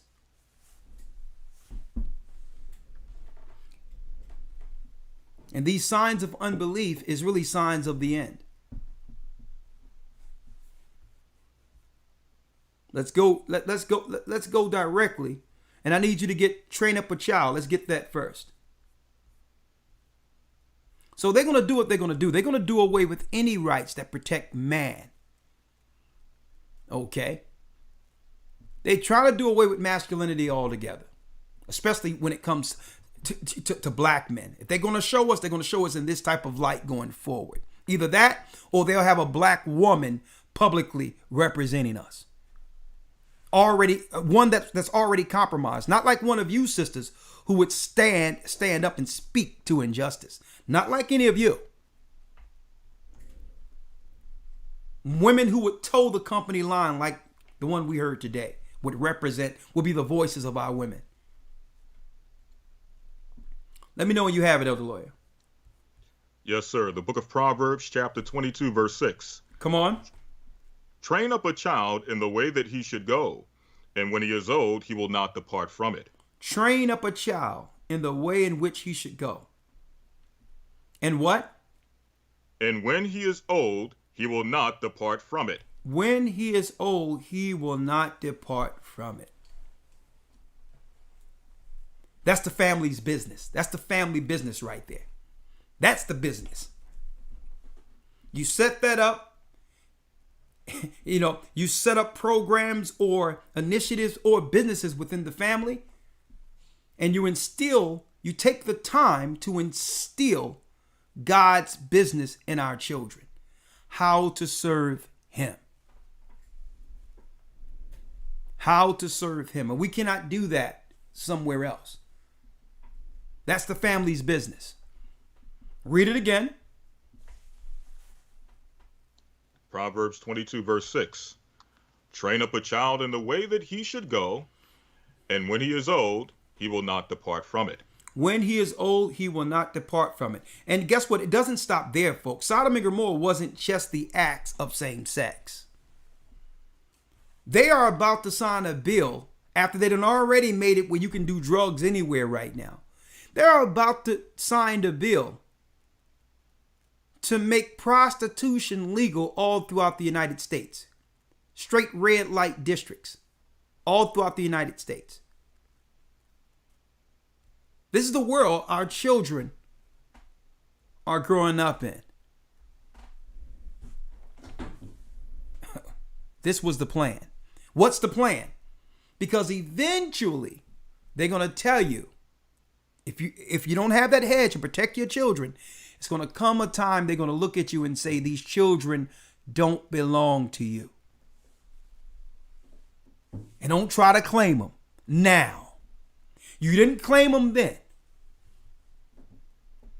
Okay? When I was there with the drug dealer on the corner, coaxing your son, what were you doing? When I was there, this is what Satan is going to tell you. When I was there, putting your sons on all these psycho drugs and all that behind your back while you was working, and while I was there giving your children birth control and all that, while you were unassuming working, where were you? So don't try to claim them now. Okay? Where were you when one of your friends that you know was operating a certain type of way was watching your children, or had a friend watching children while you were someplace else, not knowing that there was a molester in the house? So now you want to claim them? Now you want to claim them? They're going to come and say, listen, these children don't belong to you. You gave them children to me a long time ago. That's what Lucifer is saying. So it's going to come a time they're going to straight up and say, well, listen, those children don't belong to you. And you can be like, oh my God, not my children. Listen, they never belonged to you. You gave them to me a long time ago. Through selfishness, through trying to chart your own individual life without understanding that according to the Bible, it's family first. You don't have no family business to protect your children. That's what Lucifer's saying. You didn't take care of your family business. So they belong to me.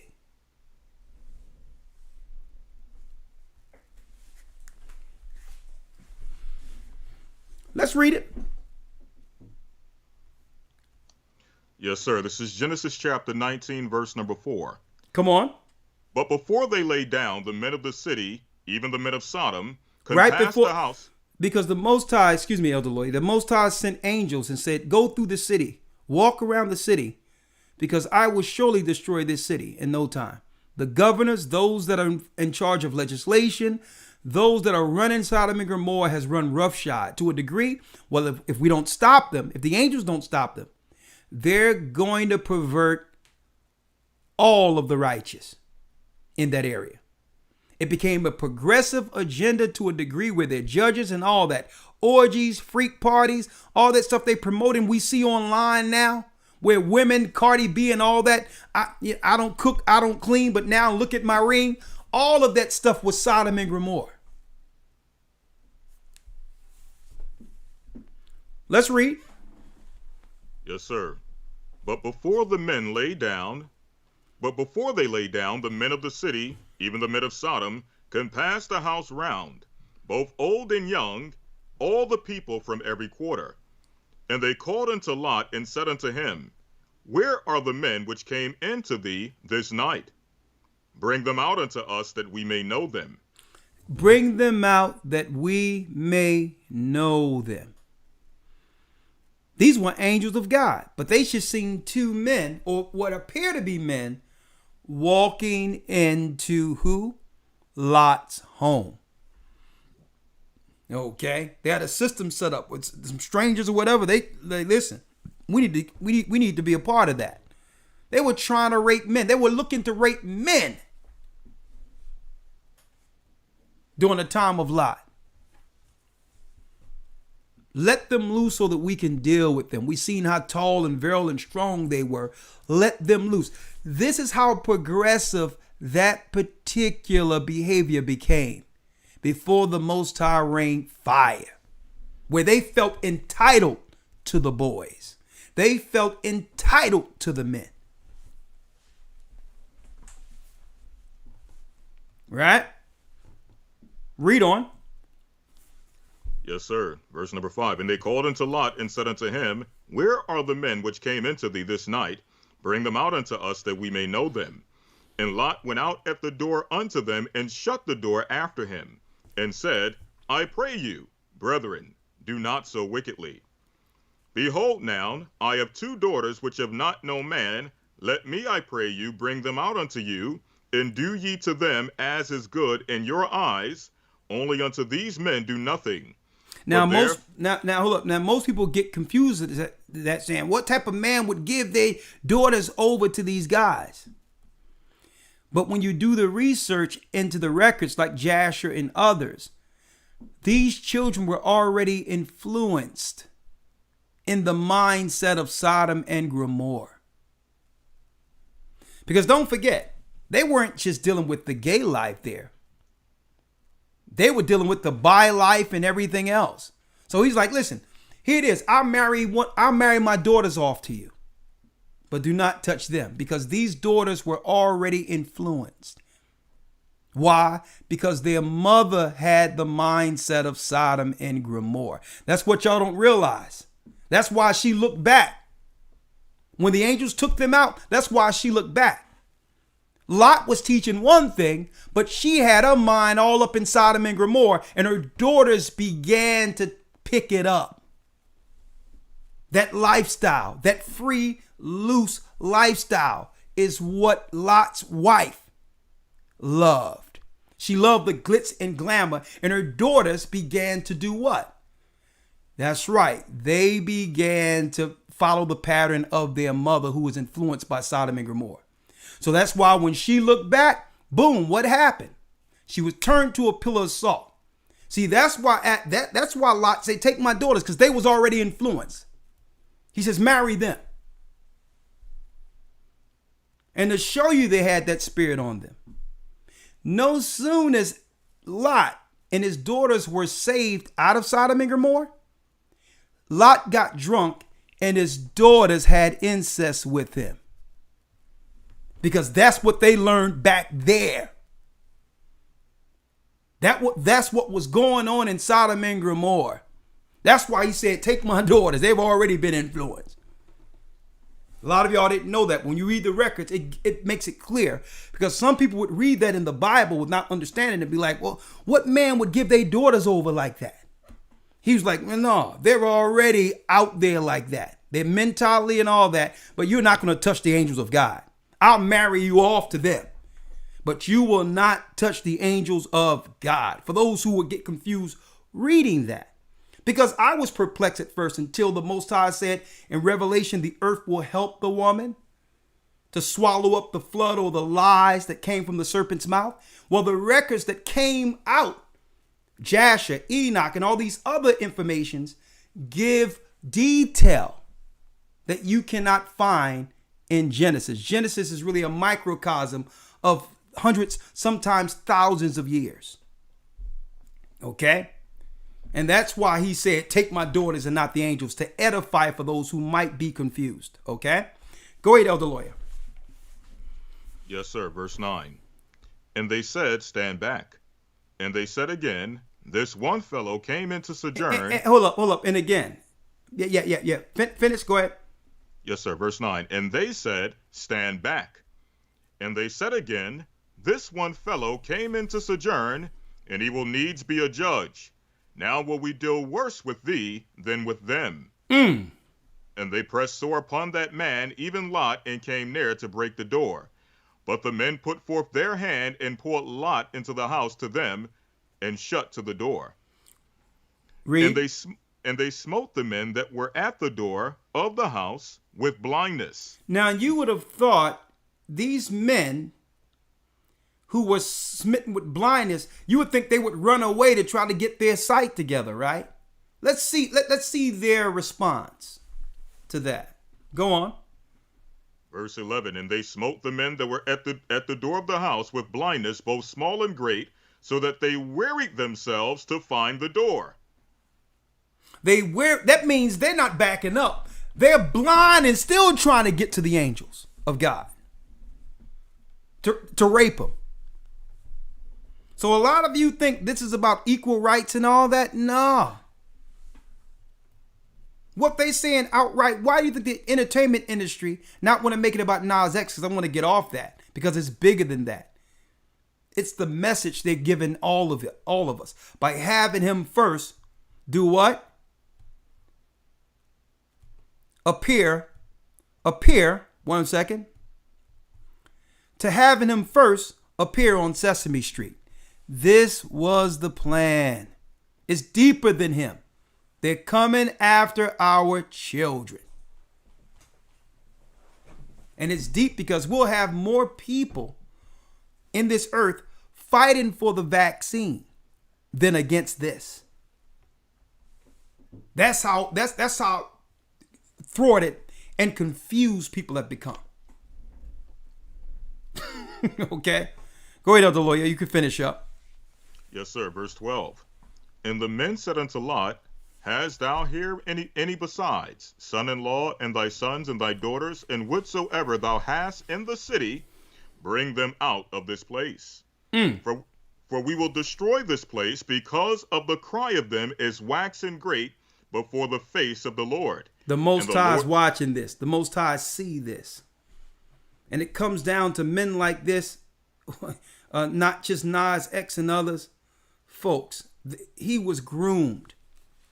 Mm-hmm. I don't know allegedly, but I don't know. There must have been some abuse, and he was groomed. And what happens is they grow up in this confused mind, and they begin to hate God, because to themselves privately they're asking, where were you to protect me? Where were my parents to protect me when that man came in? When this guy when this guy was spending the night sneaking in my room 3 and 4 in the morning? Where were you, God? And that confuses them and leaves them reprobate. Not to say he's a victim. And I'm putting it out there not for him. But what are we going to do forward to make sure this doesn't happen to ours? Mm-hmm. What are we going to do? So now they've seen this victim, this guy who was exposed to all these activities growing up. And they say, you know what? Let's progress our agenda behind him. That he's the face, but he's not the one running the engine. It's the same people that have always been behind the music business pushing this. That's right. The same machines are pushing. They're using them as the face, but it's the same guys that Dame Dash talked about, that others talked about, who are Satanists,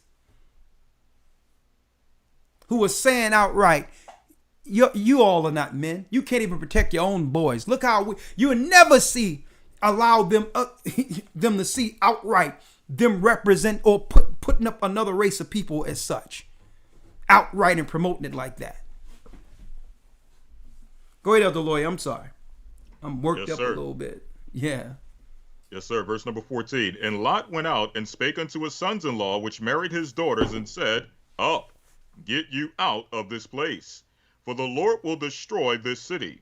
But he seemed as one that mocked unto his sons-in-law.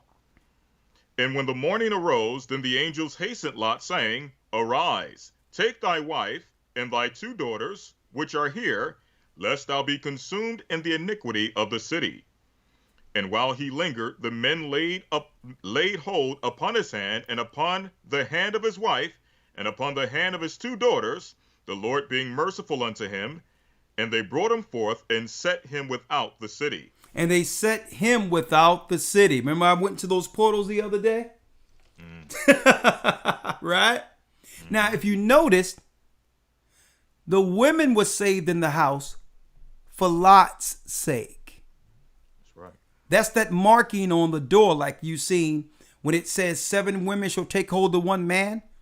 Because that man number, or what you would call mark in Revelation 7, that man is the head of his house. So every woman under his authority is under that mark. Okay, that's what that means. When the blood is on your door and you're protected through Christ, through the Most High, every woman in your home is protected. That's why even though his wife mine was all over the place, and even his daughters, they all came out together through who? Through Lot's mark. Because he loved them. He says, no, y'all come with me. He held on to them, and the angels moved them through a portal right there to safety. I'm going to be going into that in the academy, portals. There's gates throughout the four corners of the earth, and we're going to be dropping that in the academy. The gates between heaven and earth. And guess what? The Bible gives the geography of these gates. So I'm going to be going into that in the academy. So I think we're doing enrollments, like you said, up until the 16th. So go to historytimes.org. Can the Family Survive will be a new lesson, as well as portals, the gates between heaven and earth. You don't want to miss that. But go ahead, Elder Lawyer, get that last piece.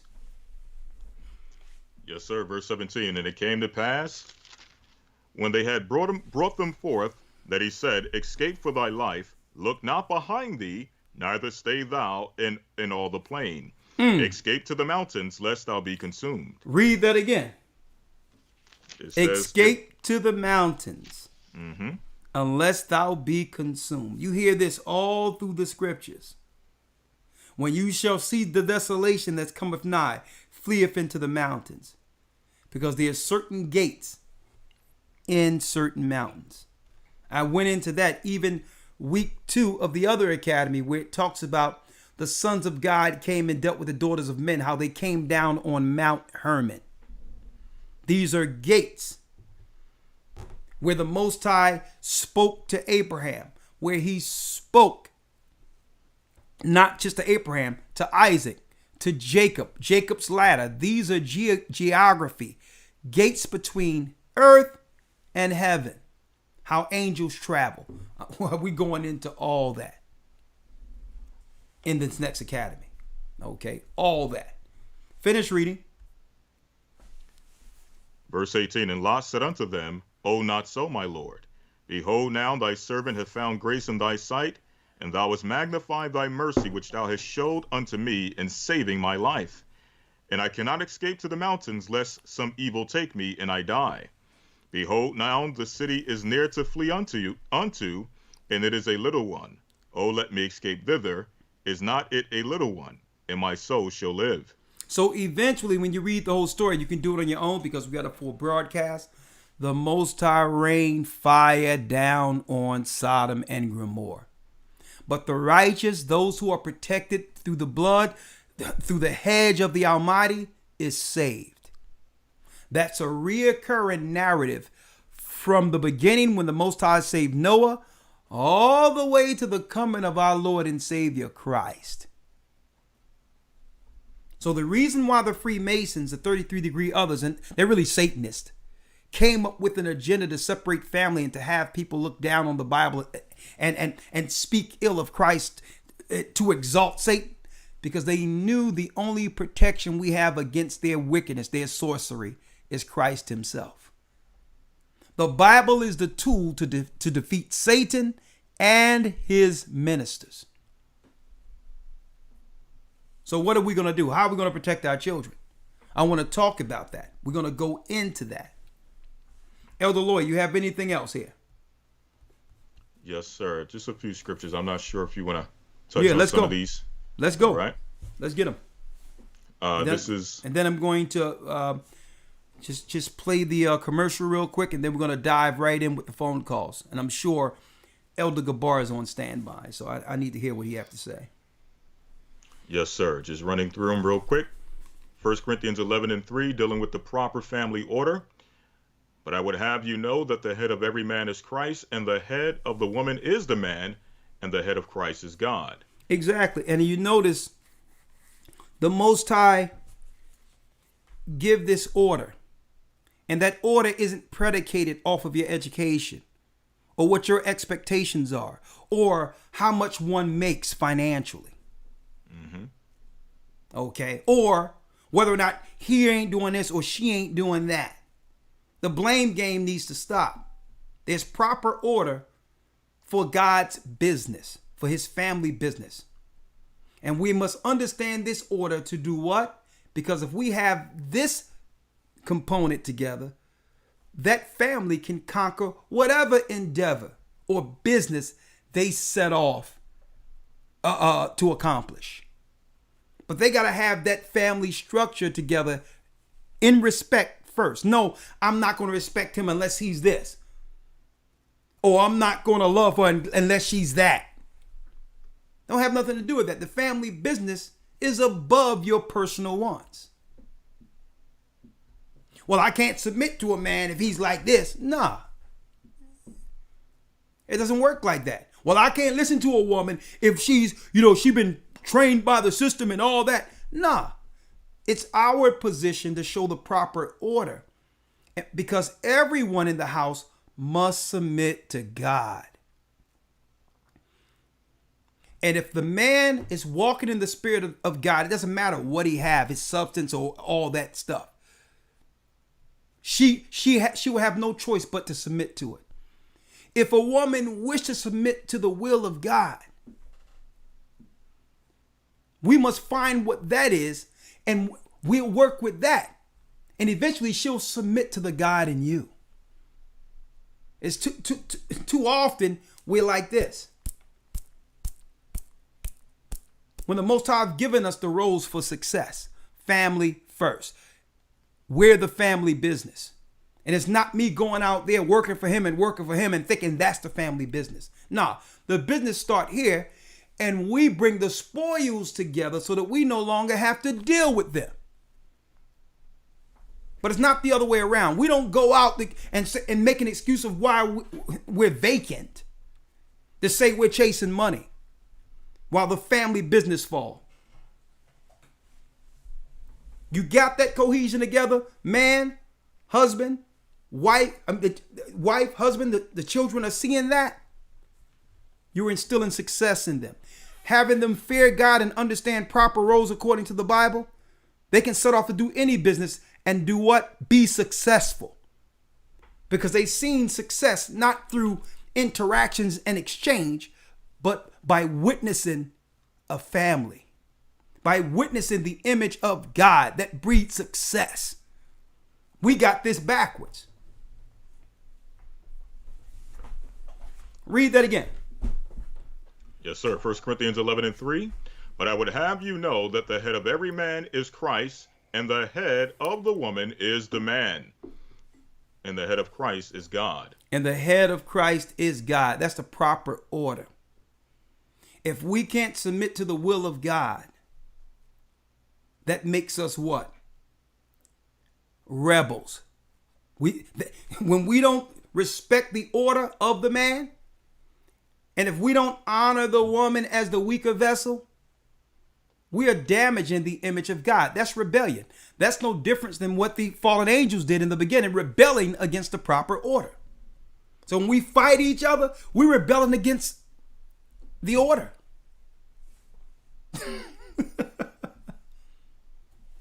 It's sitting down, praying together, and getting our priorities right with God first. Not the business and the money and all that stuff comes way later. And it comes, and the Most High will prosper you because you got your priorities in order. That's how you prosper. He's looking at your family and saying, you know what? That's the image of God. That's the example that will save the next generation. Okay? Because they care about my business. I'll bless their business now. It's not the other way around. You can't go out there and find money and make that an excuse of why the family business has fallen, which is the house.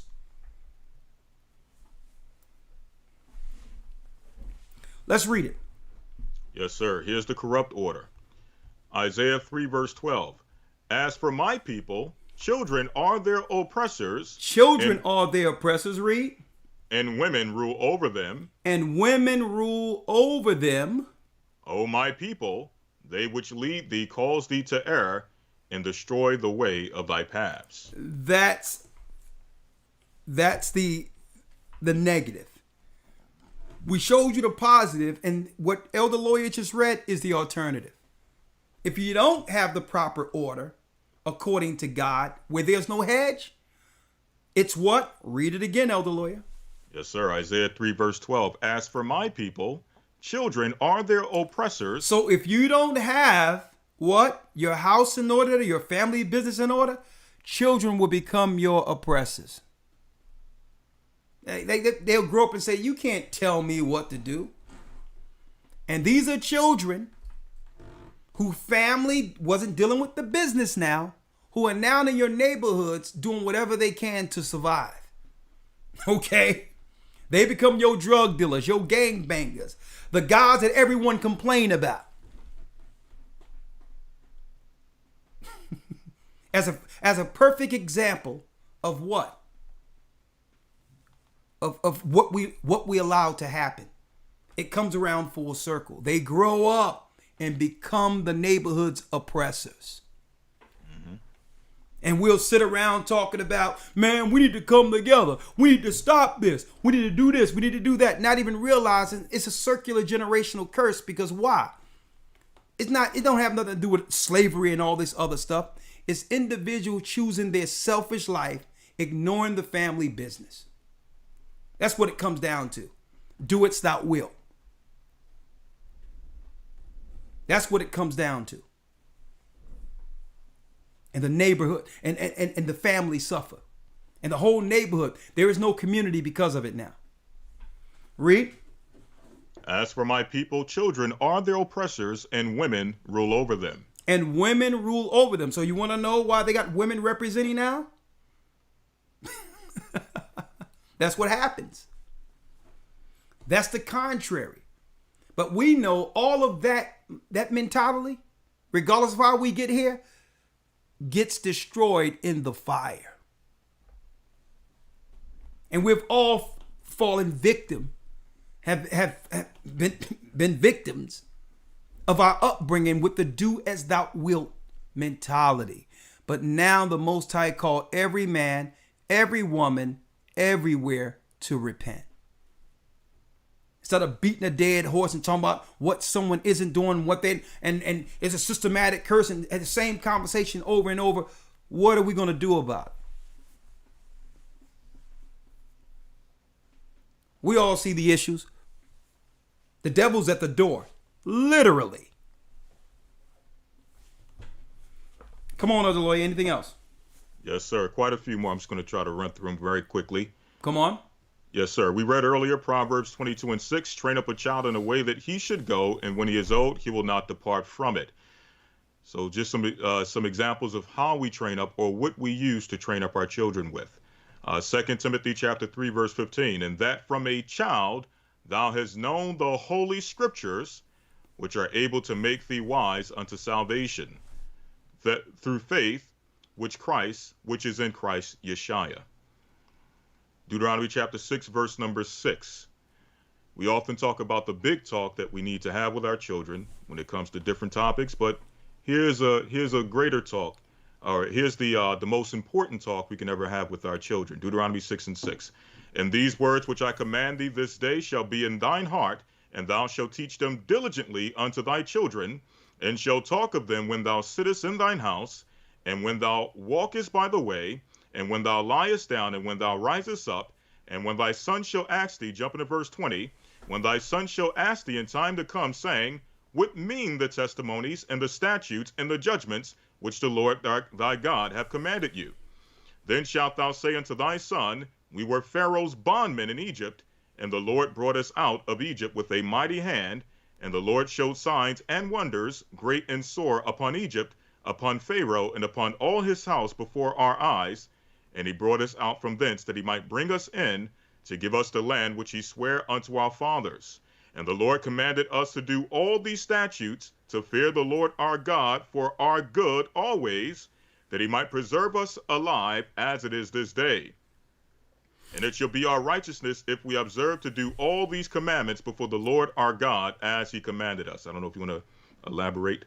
Yeah. I'm glad you brought that out. I mean, the scripture speaks for itself. Give them the law. Show them, teach them, let them know about our God. Let them know. And it was so great, Elder Lawyer, to see all of the children that was at the Passover. Yes, sir. Any child that knew how to speak, even for the first time, if was asked what was the Most High name, they would tell you his name in Hebrew, the original name, and Christ. Train them up young. And I'm going to tell you, folks, here's the issue. A lot of us today wonder why we're not happy. And we try to cover that happiness through what? Through relationships. Thinking that we can suck happiness from each other. And that's why there's so much disappointment, because we go to a person for happiness and get disappointed. We'll go somewhere else and you have people who would probably go and call someone, have relationships with someone, or do all this, and you're still unhappy. Why? You cannot replace this with a temporal fix. Your family business, when you know that your children are all right, is the only thing that can fill that void. When you know that your children and your grandchildren will be better off than you were, then you're not looking on the outside for someone else to make you happy, because you've taken care of the family business first.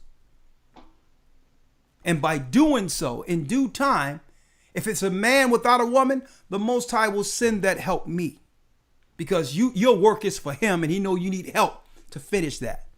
Vice versa when it comes to women. You can't just keep on thinking. You can't think you'll get disappointed thinking that someone else is responsible for your happiness.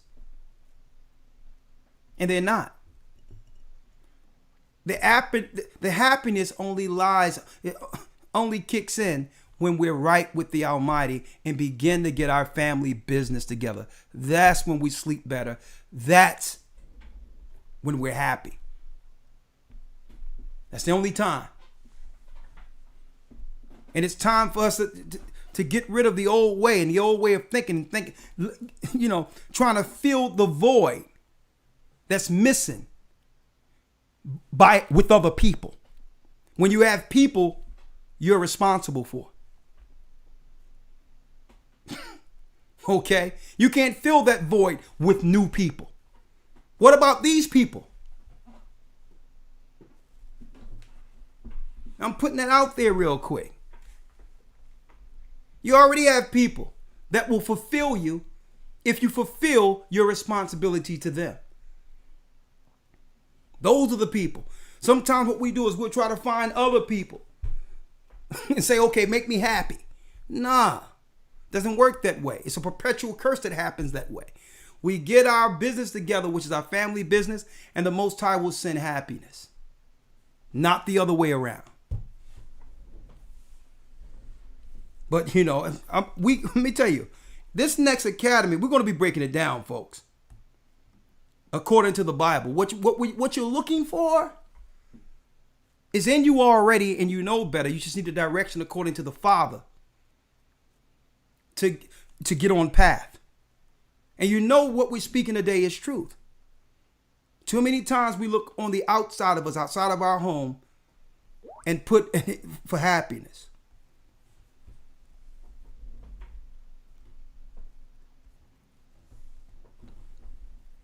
And who we're responsible for is our happiness.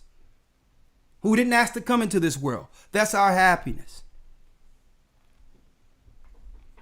Let me read this real quick. Let me say this real quick before you go, Elder Lawyer. Brothers and sisters, we have just 3 weeks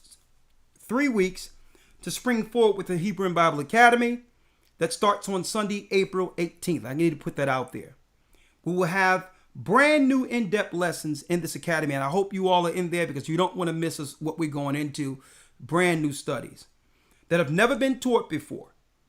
We're going into portals, okay? The gates between heaven and earth.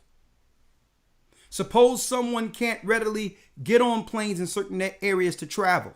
Will there be hope? How will they get from one place to the next? We're going in. Portals between heaven and earth, number one. Marriage and family, and this is in particular, you have to be here for this, especially, dovetailing off of what we're talking about tonight. Marriage and family, can it survive? We're going into a breakdown for the first time in the academy, breaking down the 70 weeks of Daniel. Okay, and guess what? For those in the academy, you're going to easily understand the 70 weeks if you have this calendar. To show you how prophetic what the Most High gave us in this calendar. Okay, you go to gatheringofchrist.org, get this calendar because you're going to need it when we break down the 72 weeks. The 70 weeks of Daniel. And the book of Revelation, how it all ends, how it all unfolds, and how we get from this side eventually into the kingdom. Revelation, how it all ends. Okay? Now, we're going to keep enrollments open up until April 16th. So enroll today at historytimes.org. You can see it right there on your screen.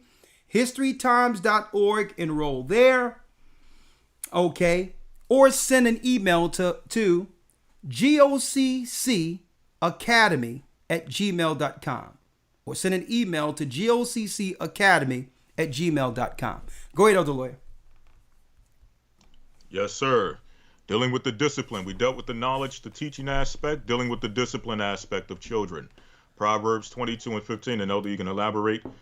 Foolishness is bound in the heart of a child, but the rod of correction shall drive it far from him.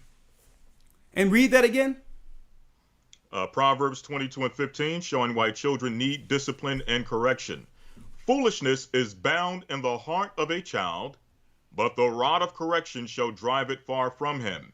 Exactly. The correction will drive it far from him. Okay. I'm going to tell you right now, folks, and it's a shame because Paul even said, when I was a child, I spoke as a child. I acted as a child. But when I became a full-grown man, I put away childish things. And that's another thing we have to stop. Growing up and operating like full-grown children. We have to stop that. Our expectations can't be the same as they were when we were 20, 15. Our expectations must be towards legacy, kingdom. Mm-hmm.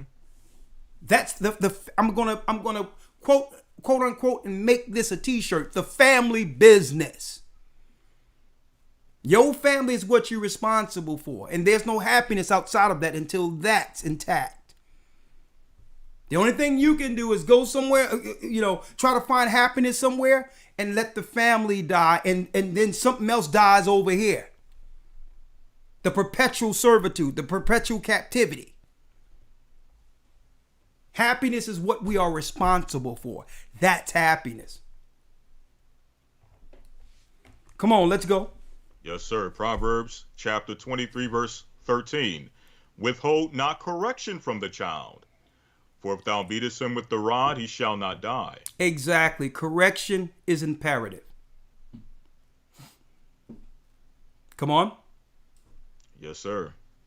Thou shalt beat him with the rod, and shall deliver his soul from hell. Now let me tell you, let me make it clear. Is it okay to treat yourself to fun sometimes? But that fun is well deserved.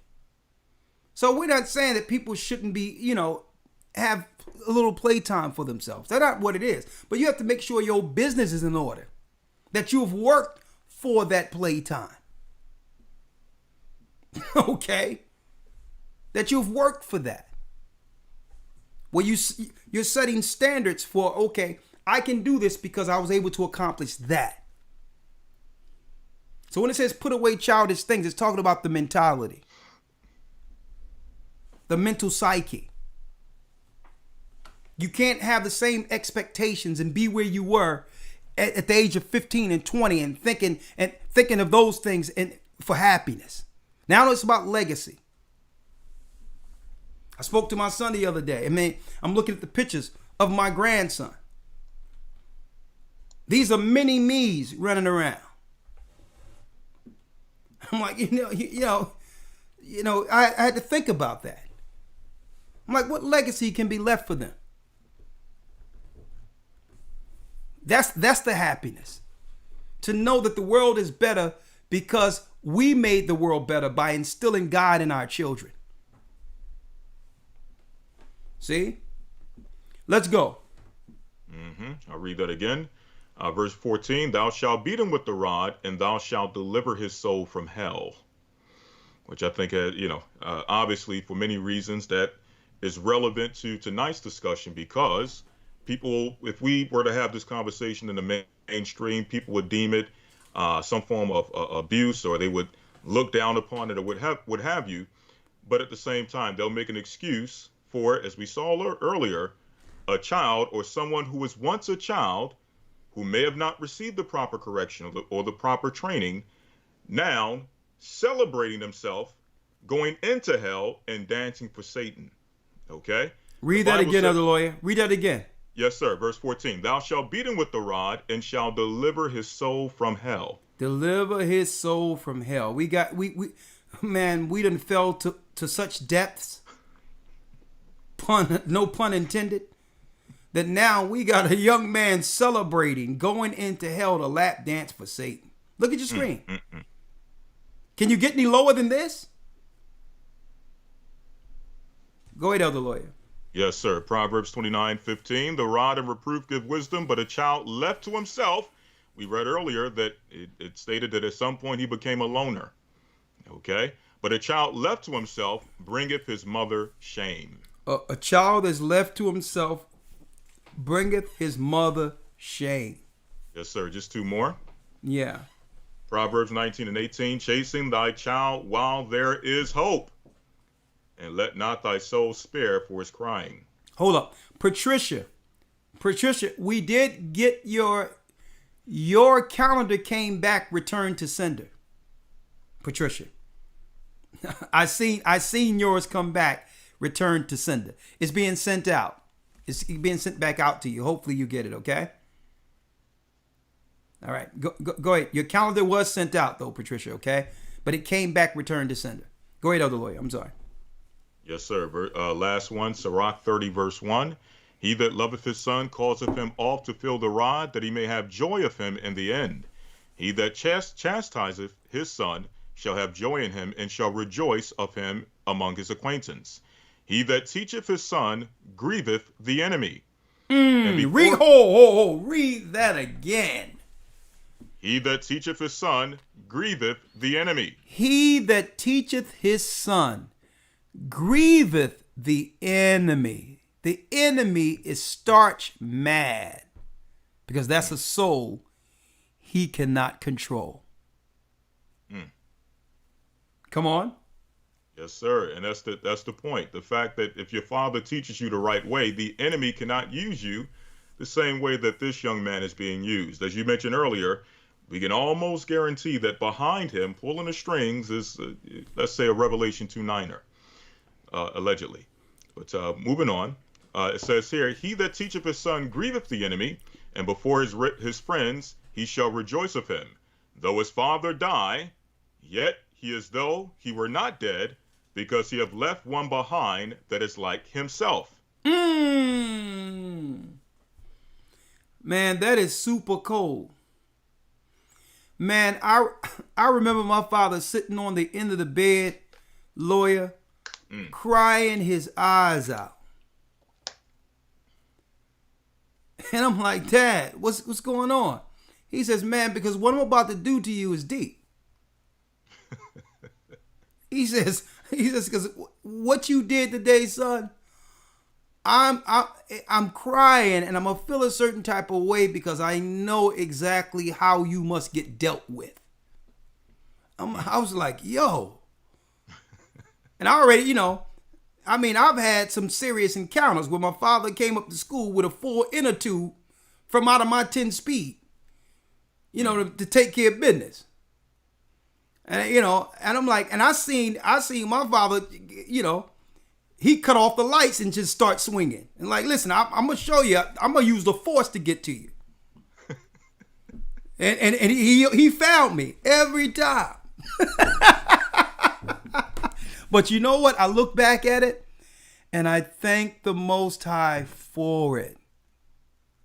They try to claim it's abuse. You shouldn't do this. They want soft men. My father said, you look outside and see what's going on out there. I'm not going to lose you to that. I'm not going to do it. And I'm sitting there, it's my father crying. I'm thinking, I'm trying to console him, lawyer, like, Dad, it's all right. He said, no, son, you don't realize it's not all right. I'm not crying for me right now. I'm crying for you.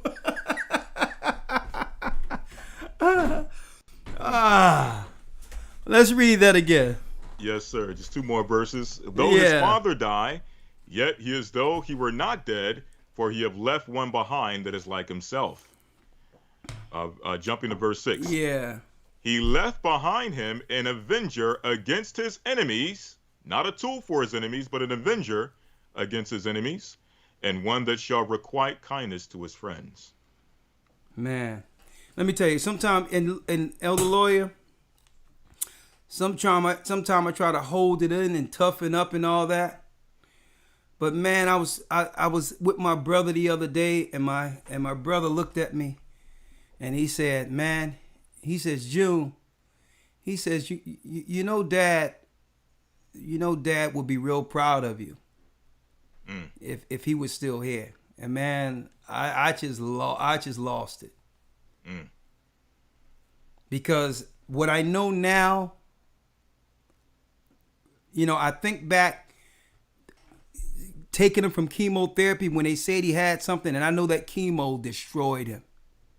But I didn't have the knowledge I have now back then. I'd have got him some dandelion root. I would have healed him. But you know what? I'm like, you know what? When he said that, it resonated. It hit me somewhere. And I'm like, you know what? Yeah. It's time to finish. I got to finish. Nothing else matters. Let's finish. I'm going to tell you that right now. When he said that, it hit me. It hit me because but go ahead. Read that last scripture again. Yes. Sirach chapter 30, verse number 6. He left behind him an avenger against his enemies. Yeah. And one that shall requite kindness to his friends. Exactly. You've made the world a better place, taking care of family business. And guess what? What we're talking about, brothers and sisters, doesn't take money. It doesn't take you, because you have people who have enough money to provide and all that, but the kids are out there. Mm-hmm. What the Most High is talking about doesn't take a status. Sometimes we say we have to go get this for our children. We're lying. That's a lie. They just need the time. They just need to know the Most High. They need you to read with them, talk with them, be there. Right? Finish reading. That's it on that. Here we go. Now we're going to talk to the people. Hold on 1 second. We'll be right back before I bring in Elder Gabar. Hold tight.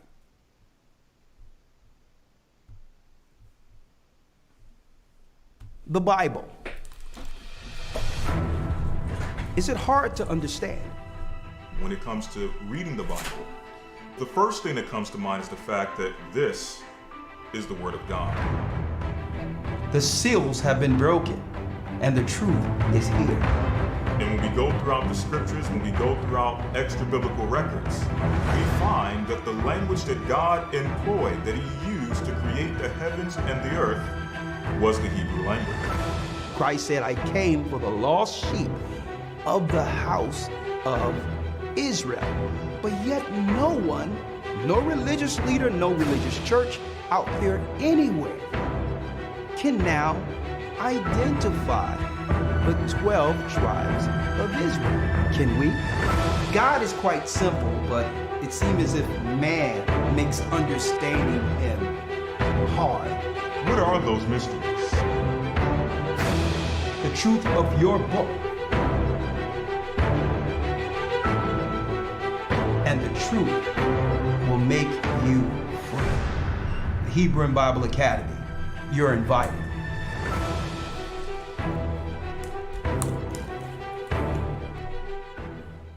That's right. Get on in. Get on in. While we taking enrollments, don't come in the last minute. Get on it. It's only $75 a month for 2 months. And the third month, you just sit back and get 4 more lessons. And we usually go out with a crescendo. This Sunday will be our week 12 lesson, The Secrets of the Time. I'll be breaking that down, revised and updated this coming Sunday. All right. HistoryTimes.org. The Lord is calling back Israel. Let me grab Elder Gabar real quick, Elder Lawyer. Let's see. Boom, boom, boom, boom. Ooh. Ahayah's calling back Israel. The Arabs and Africans told us at gunpoint to gather our wives and children, then sold us. All right, where's Gabar? Elder Gabar. Whoa.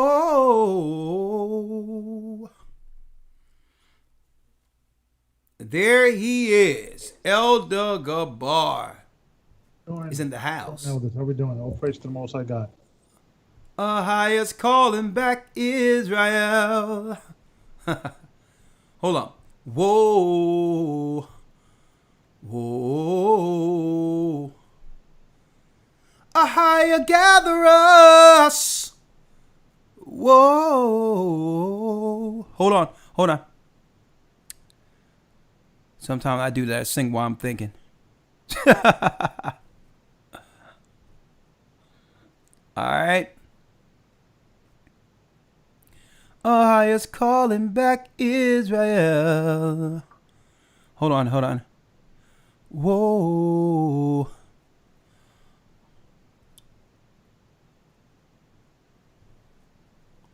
All right, Elder Gabar, talk to us. You're live. You know, it's one thing reading the scriptures. They will hate you. That your own parents and your own family will betray you. They will even bring you to the synagogues and they will even kill you. It's amazing to, you know, obviously reading the scripture, but what's astonishing is actually living it and seeing the evolution slowly to the point that now we are, you know, here you have a guy who was a homosexual or is a homosexual and grew up that way or got molested, as a lot of them do. And allegedly. Allegedly. This video was to a mocking, if you will, to the Christian church and what happened and you know, him feeling bad all his life because, you know, and the Bible clearly says that homosexuality is a sin.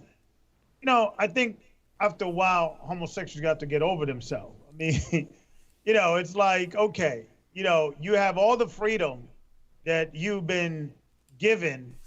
And, you know, gay people never been freer than ever in any time in history, I think. I think the only time they were more free is probably in the Roman Empire. Or in the Egyptian Empire. I know some of the Kemetic brothers are not gonna like that, but you know, they're free. I mean, you could be whatever you want. It's you know, and I think we have to start using their lingo against them. You know, are you discriminating against me and my Christian values? And you know, if it's okay for you to be gay, it's not okay for me to be Christian. And you know, if the dude grew up in a Christian church and the pastor or his father was talking about homosexuality, he should just get out.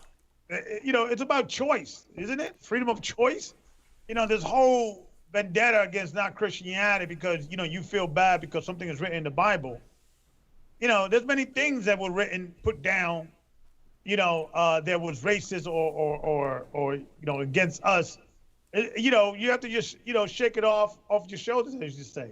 But I think, you know, it's becoming a situation that every so-called victim now is stepping out. You know, if you're a midget, if you're a woman, if you're black, if you're white, if you're gay, if you bi, everybody now wants to be, you know, become a victim. And the bottom line, listen, when you was a kid, you get bullied. Is it right? No. But people have to toughen up. You know, even in my neighborhood, when I was a kid, you knew who was the gay kids, right? Yeah. And you also, there were gay people that, you know, gay or straight, they you know, they know how to defend themselves. You know, they grew up in a neighborhood that was rough, so they had to be, you know, protect themselves. And they were gay, but they were, you know, they would get into a fight. You know, and Gabar, you know, on that, I don't want you to lose your flow because you're flowing. I'm gonna let you flow. But this is what they don't say too. There was people that we knew that were operating like that. There was a girl up the street from me who played basketball. We played basketball with her every day. Everybody know what was going on with her, right? She was like a sister. It's like if someone was to mess with someone on our block or in our neighborhood who was like that, we defended them. Right. It didn't have nothing to do with their sexual preference because when we grew up as a block, we defended those on the block. We didn't ask you who you were sleeping with. Exactly. So if someone was a step to a gay guy or a gay girl and we knew them, we grew up. When we grew up, the community was like brothers and sisters. We don't care. We didn't care about that. We cared that we knew you and no one on the other block was going to mess with you because they mess with you, they're going to mess with us later. So we defended brothers and sisters on the block regardless of their sexual persuasion. So I've never seen this bully thing and bullying gays in the black community. I don't know where that exists at. But go on. Yeah, because in certain demographics, yeah, you're either strong or you're weak. And the people that are weak, people are gonna pick on them. Yeah, that's life. That's just, you know, is it right? No, but it's just simply life. It's just human nature. If you grew up if you put 100 kids in an island, eventually you're gonna know who's gonna be the alpha male and who's gonna be the beta males. That is human nature. Yes. Is it wrong for people that are stronger to pick on people that are weaker? Yeah. Absolutely. But the bottom line, that's part of life. You know, so this guy who's gay, now he's a rapper, you know, and trying to, you know, and what these guys don't understand is that they make Christians stronger when they do that. They validate what we've been saying for years. You understand? That society is becoming more satanic, that, you know, watch out for the kids turning into, and you know, going to the way of Satan. Him doing that is going to it's not going to give all these Christian pastors ammunition to talk about it. Okay. And it's not going to in any way, shape or form going to make Christians weaker. It's going to make us stronger. It's going to say, look, if this is what you want to do, if this is what you want freedom for, I mean, the guy should get over himself. He's a rapper. He made it. Go rap. Yeah. You know, but now, you know, but the more they attack the Christians, the more they attack, you know, us, you know, it's all it's going to do is validate what we're saying. And after a while, people are going to have to start, you know, realizing, you know what? The Bible's been here for thousands of years. Leave it alone. The people want to follow it. Let them follow it. Are we going to have freedom of religion, or are we not going to have freedom of religion? And we're not going to have freedom in the religions. You know, I guess I see those that are against the Bible in the battlefield. You know, so it's just becoming a time that a line has to be drawn. A line has to be drawn and say, listen, you can do whatever you want. If you're 18, 21 and older, do whatever, but leave us alone. Leave our kids alone. And you and I were talking earlier that there's going to come a time that we have to start creating our own communities, man. Yeah. You know, just getting out of this and controlling our own schools, controlling our own hospitals, controlling our own situation, start little by little, and because it's going to be unlivable living in these societies. Yeah. What can we do? I yield. Yeah, it's going to be untenable. It's like this. It's like this, though, right? And we're going to talk about that. Not that y'all can do this, but we got to talk about it and not just have schools. These are going to be co-ops where if people are homeschooling, it won't be the responsibility of a church to set up an institution. Right. We homeschool church members will do that together, where you don't got to worry about handing your child over something. You're responsible for your child's learning. Exactly. And what I found out, even living outside the country, you should see how highly intelligent the children of this church are that were homeschooled outside the country. Yeah. Even when you see Lawyer's son, he's well beyond age. Yeah, that kid looks like he's going to be a genius. Yeah. So the whole thing is, it was always our responsibility to do so, and setting an environment, a community environment that will allow us to make that so. And what's going on with the advent of COVID and all that, they're almost forcing that. So we're really going to work on that, you know what I mean, as far as co-ops and all that, where you can homeschool, but guess what? You homeschool, you go every quarter to SATs, but when you together, it's a family, it's a community in the church teaching each other. You're there because your child is there. You're teaching your child. You're giving them the homework, but now we're doing it together. Yeah. You know what I mean? So yeah, that's definitely on the table. But again, I'm glad you brought out a few things I'm glad that's why you come on, right? That I wasn't even going to touch on. But when I see Little Nas X Gabar, you know what I see? I see a victim. Yeah. I don't see someone that's maliciously. He's a young man who needed protection. And now he's rebelling because no grown person who claimed they followed God was there. Exactly. He went to the church to find refuge and only found more, it exacerbated the lifestyle. He found that lifestyle from being raised in the projects where there was no father and his grandmother and mother was there, who got loose on that boy, or he's already rebelling now. And then he gets with his father who's on the choir, and now he's this? No, something happened. So I don't see someone, a Satanist, who's outright, I see the system using a victim. Yeah, and also, could I also add one other thing?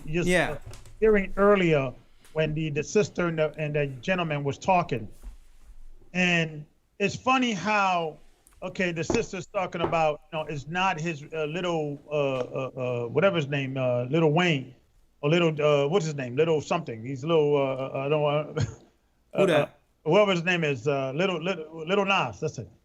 And you mean Nas X or? Yeah. And when you look at Nas backwards, it's an ancient word for Satan. You know that, right? Nas from right to left is another word. San is another name for Satan. Little Satan. But go on. So it's funny how now it's not the stars and the rappers' responsibility to raise our children. But when they had in the 90s, and really got big, in the 90s and the early 2000s, with every rapper was in the club with half-naked women. And they were always talking about, the black man, we have to take responsibility, we influence our kids, and they were right. They were right. Every other video was a half-naked woman, and it was, and now women awaken. What women used to wear, what women wears today is what prostitutes used to wear back in the 90s and 80s and 70s. You understand? So, but what's the product of that? The product of that is in the 80s and 90s and early 2000s, and still now, every video was a rapper in the club with half-naked women, right? And they were being criticized about that.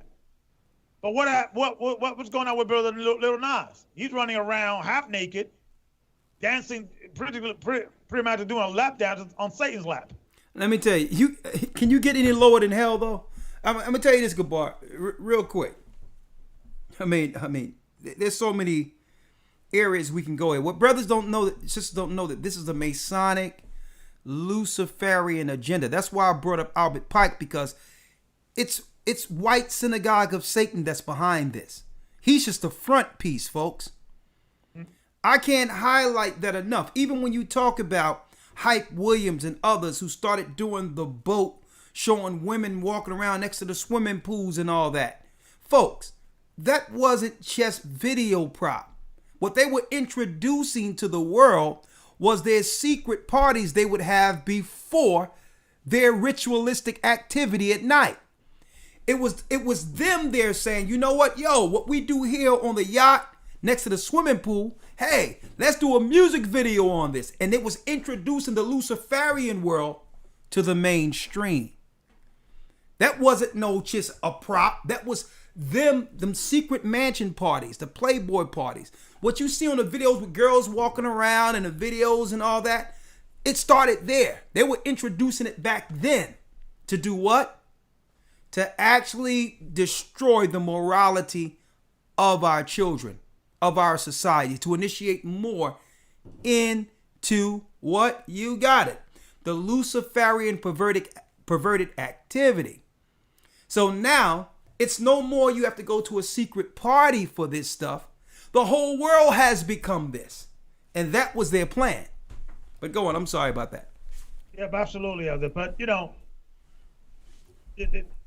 I think there has to be a conversation, not about gay or straight, but morality. Yeah. Okay, do gay people don't have any morality? Let's just talk about that. If it's not right for a woman to be naked and doing improper things in public, why is it right for a gay man in a gay parade be walking around with a G-string? Gay or straight? If it's wrong for a woman to be running around, and it's funny because if those same people that will have they'll adopt a child or whatever, and they'll see two different, they'll see certain things in the street, they'll cover those children. Yeah. So we have to talk about, okay, what you do in your bed, that's your business. Yeah. But public morality, there got to be a conversation, whether you gay or straight. So it's okay for a man to be running around with a G-string up his butt and all kinds of tattoos and all kinds of, earrings and all that, just because he's gay. Okay, you could do that. Nobody's stopping you in your bedroom. Well, you know what? I want to save this channel, so I'm gonna go too far from there. But we do have to have this conversation in one of our shows coming, Gabar. You know what that is? We got to have someone from the community to come on and actually break down what is the moral standards for those in that community. And it cannot be anything ambiguous. Being a good person. And it must be specific. What's lawful? Where's the moral line? Or is there a moral line? Or right? When it comes to certain activity.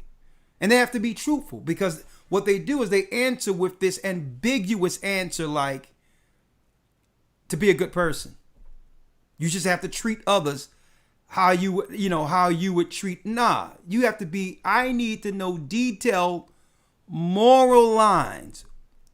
What's prohibited in that community when it comes to certain behaviors? Exactly. Let's talk about it, because maybe maybe we assume that gay people got morals, and they have to think about it. Well, maybe our desire to be so free and be accepted, we're passing now. We want to come out to the public. Maybe we have to have a conversation about morality, and this is right for children, gay or straight. Exactly. Is hold up now. Is this cause that you have taken on as an adult with an adult choice, is that unfair to children to put all of that pressure that you can't even bear? Obviously, you're right. Everyone's the enemy. You can't even bear this pressure. You need all these political laws in place to protect you. So it's a burden just to carry this as an adult. Is it fair to put it on these children? And we're going to have that conversation. I'm going to find someone from that community as soon as possible to say, well, listen, what you choose to do as an adult is one thing, but it's a lot of pressure you carrying, isn't it? He'd be like, well, yeah, it's a lot of pressure. Well, yeah, we doing what we can. We stood for this and we stood for that. And I'm going to ask, is that pressure fair for children? Boom! And you're gonna be able to blow it up. I'm gonna frame it just like that. I'm gonna let them flow with all the pressures they had to go through. And I'm gonna be like, that was unfair, wasn't it? Exactly. Oh, yes. And you know how pathetic that is, because I was reading, a while back, I was trying to, when we were doing the Kemenon trial and all that, I was speaking to Stanetta, and I wanted to do a follow-up, and then of showing that the plagiarism of Egypt is not found in the Bible, but it's found in Kemet. I mean, it's not found in Kemet culture is not found in the Bible. It's found in Rome. And I was showing that the Romans picked up a lot of these gods and traditions from the Egyptians. Yeah. And it's funny, I have heard people within the Kemetic community discuss that, right? That they took down gods and all that, yada, yada, yada. Now, when in the midst of that, I was reading Roman culture, right? Did you know that America is becoming even more perverse than Rome? In regards of public moral standards. Yeah. Because in Rome, a man was gay or likes little boy, but they used to have certain houses for that. But when you come into the public, you're always seen with your wife and your children. And they had their preference, but they did that in private quarters. But in public, they had to show face, and that was understood within the Roman world. Yeah. So America is surpassing even Rome in regards of its perversion. It's out in the public now. Man, listen. In the street, you got all of that. So it's now we understand why in the scripture says that their sin has reached the heavens. So us Christians, us true believers have to just simply get out the way. There's no way to save America. It's on its way down. It's going to become the habitation of every hateful and pervert spirit. So, it's getting even worse than Rome, and that's bad. Yeah. Hey, I'll tell you right. America today, especially their progressiveness with this thing, man, it makes Rome and Sodom and Gomorrah look like the Little House on the Prairie or the Waltons. Mm-hmm. I don't know if I'm showing my age, but and I was talking to Yashaya area, and Yashaya said it clearly. It's when the Bible says, "Come out from amongst them and be ye separate." That's going to be literal. Literally.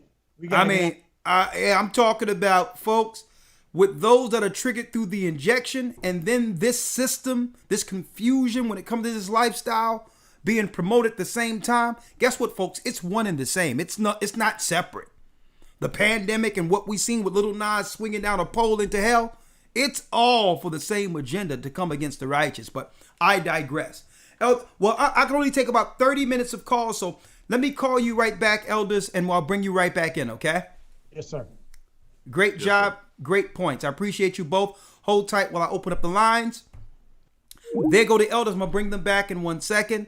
And again, hey, let me set the stage. The satanic attack on our children.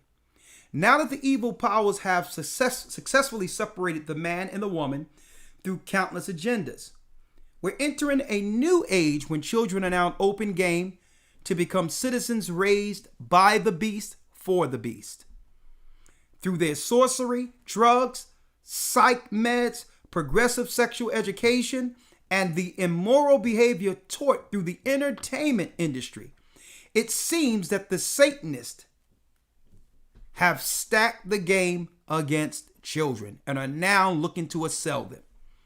Where is their, speaking of the children, daily defense for this onslaught? Where are we to protect them? The attacks are on men, man, woman, and children. Don't get it twisted. How can we survive Sodom and Gomorrah? And what does God in the Bible warns in such times as these? You can give me your own opinions, your own stories.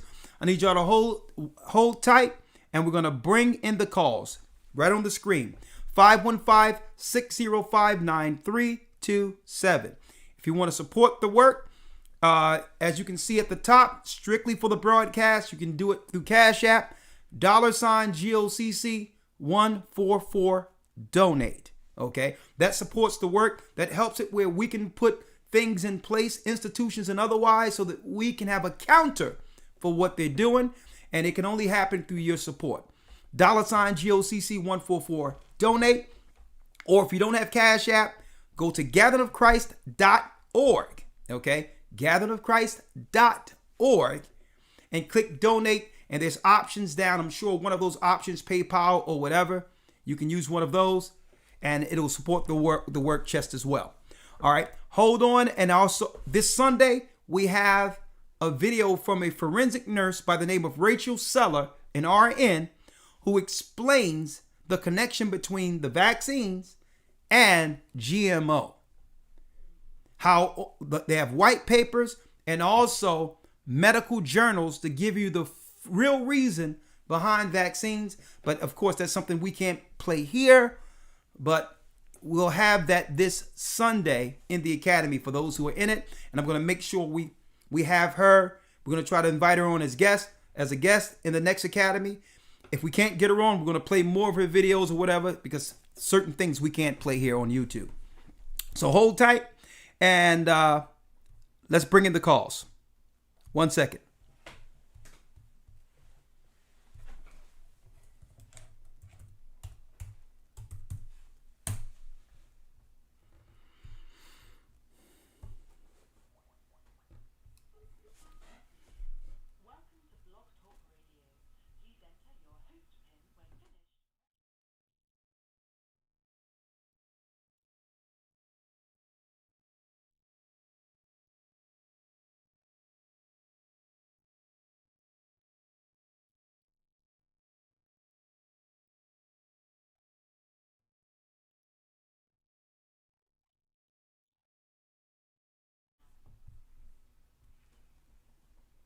Will go live in 5 seconds. 4, 3, 2, 1. Blog Talk Radio.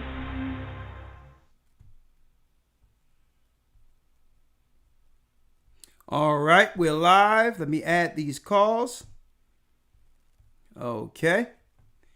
All right, I have both the elders on. They're coming right on. Please put your call on mute, elders, as you come in. And let's open up the lines. Let's open up the lines. A great broadcast, a good discussion tonight. We have you here on. Okay. Let's go through the calls. 917 area code, then 469. Please make sure that we're not playing in the background. When you hear your area code called, please make sure we're not playing in the background. It's bad for radio, okay? 917 area code, you're live on Blog Talk.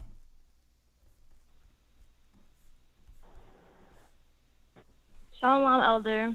Shalom, how are you? I'm good. This is Sister Rebecca. Hi. Bless you. The floor is yours. Hello.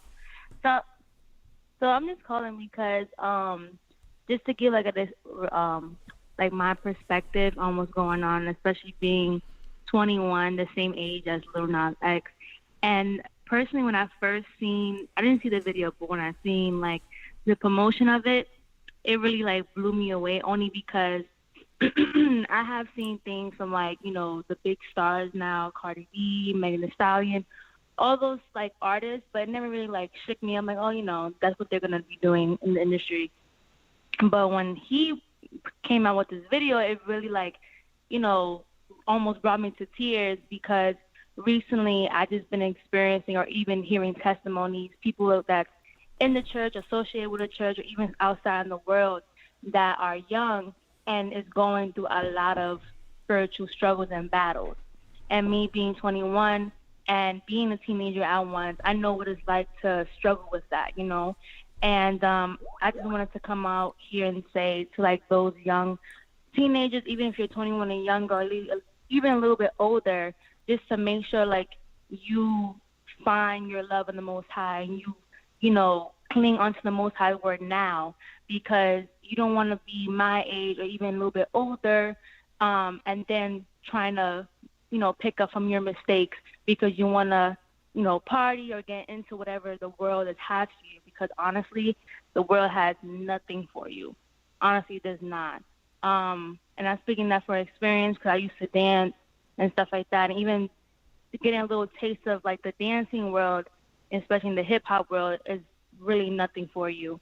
So I just wanted to come on here and say it, because it does get a little bit emotional seeing at least my generation, you know, entertaining like these artists. So yeah.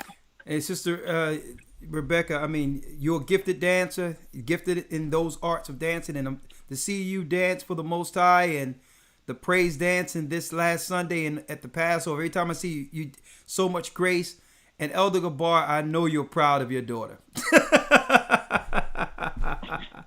I can't hear you, Gabar. Is it on mute? Yeah. You know, so yeah, I'm very proud of my daughter. You know, I told my daughter, you know, I'm your dad. I'll be your friend after you get married. You got kids. We could hang out. No judgment, because I already raised you. You're responsible for yourself. But you know, I'm always, you know, on alert. But you know, I'm very proud of my daughter. She's been raised well by her. I'm, you know, a mother and myself. So I'm very proud. I'm just lucky. Oh, praise to the Most High God. You're blessed that to have a daughter, a perfect example, raise up a child the way they would go, and when they're of age, they should not depart from it. Listen to the wisdom in her voice for the age of 21. And I know there's a lot of trials and tribulations, because all of our children, they go through that rebellious, crazy period, and it happens. Yeah. But the fact that it's instilled in them, it always brings them back. It always turned them back. Mm-hmm. And yes, Sister Rebecca, I mean, what can I say? Bless you, sister. All right. Let me play the, I mean, man. Woo, it ain't over, see? It's building that legacy. It doesn't take money. It takes investing spiritual time. Great call. And she says she feel for this generation, you know. And you know what? With that spirit, she's going to help many in her age demographic. She's already doing it. Right? 469 area code. 469 area code. And yes, people ask about Gaja. Don't worry about it. Gaja in Jamaica. I'm going to be bringing them on soon just to say hello to the people. Everything is all good. Gaja's fine. All right. 469 area code. What a great call. 469 area code. Hey, Shalom, Elder. Shalom. It's Ramar. How you elders doing this evening? Hey, Elder. How are you? I'm doing well. I was listening to the broadcast, and I had to call in. This is definitely a very timely broadcast, so I had to call in and chime in a little bit on the topic. Shalom. Yes, sir. So, you know, this is something that, you know, has been ongoing for a while, but you look at hip hop has become the new heavy metal. You know, growing up in the 80s, the hip hop, you know, when hip hop really first started, during that time you also had heavy metal. And there was a clear distinction between heavy metal or hard rock and hip hop. You know, heavy metal, you know, it was clear they were, you know, dealing with Satanism. They were, you know, worshiping the devil. They had the tattoos. There's all type of demonic lyrics and stuff going on. And, you know, hip hop, we had our culture. It was more political. You know, it was a message to the music. Well, when you look in 1970, you had Aerosmith that had this song called Walk This Way. 1977 was when Aerosmith dropped that track. Now, in 1980, let me get the date here. 1986, Run DMC then took that song and collaborated with Aerosmith and made like a remix or a rendition to that song. And it was really the first mainstream rap song that you just remember, being played on MTV. Really rap wasn't mainstream at that point, but that was kind of like the groundbreaker to break rap in the mainstream. Now, check out the name of Run DMC's album where they collaborated with Aerosmith. The name of their album, if you remember, Elder, it was titled Raising Hell. That's right. Raising Hell. So as you start going through the time of hip hop and rap, you see, the death of Tupac and Biggie.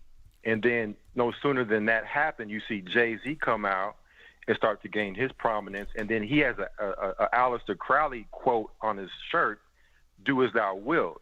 So then you start to see now this darkness start to really come into hip hop up until present time, to where now, it's just fully embedded throughout the culture.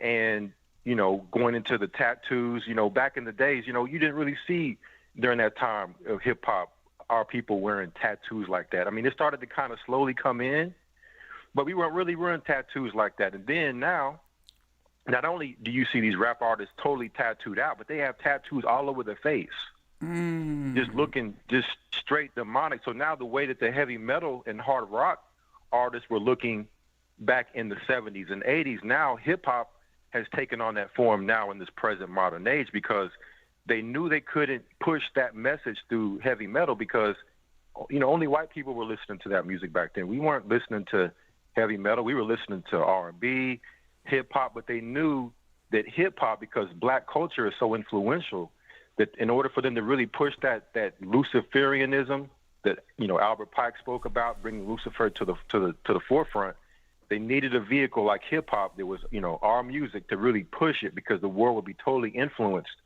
by that.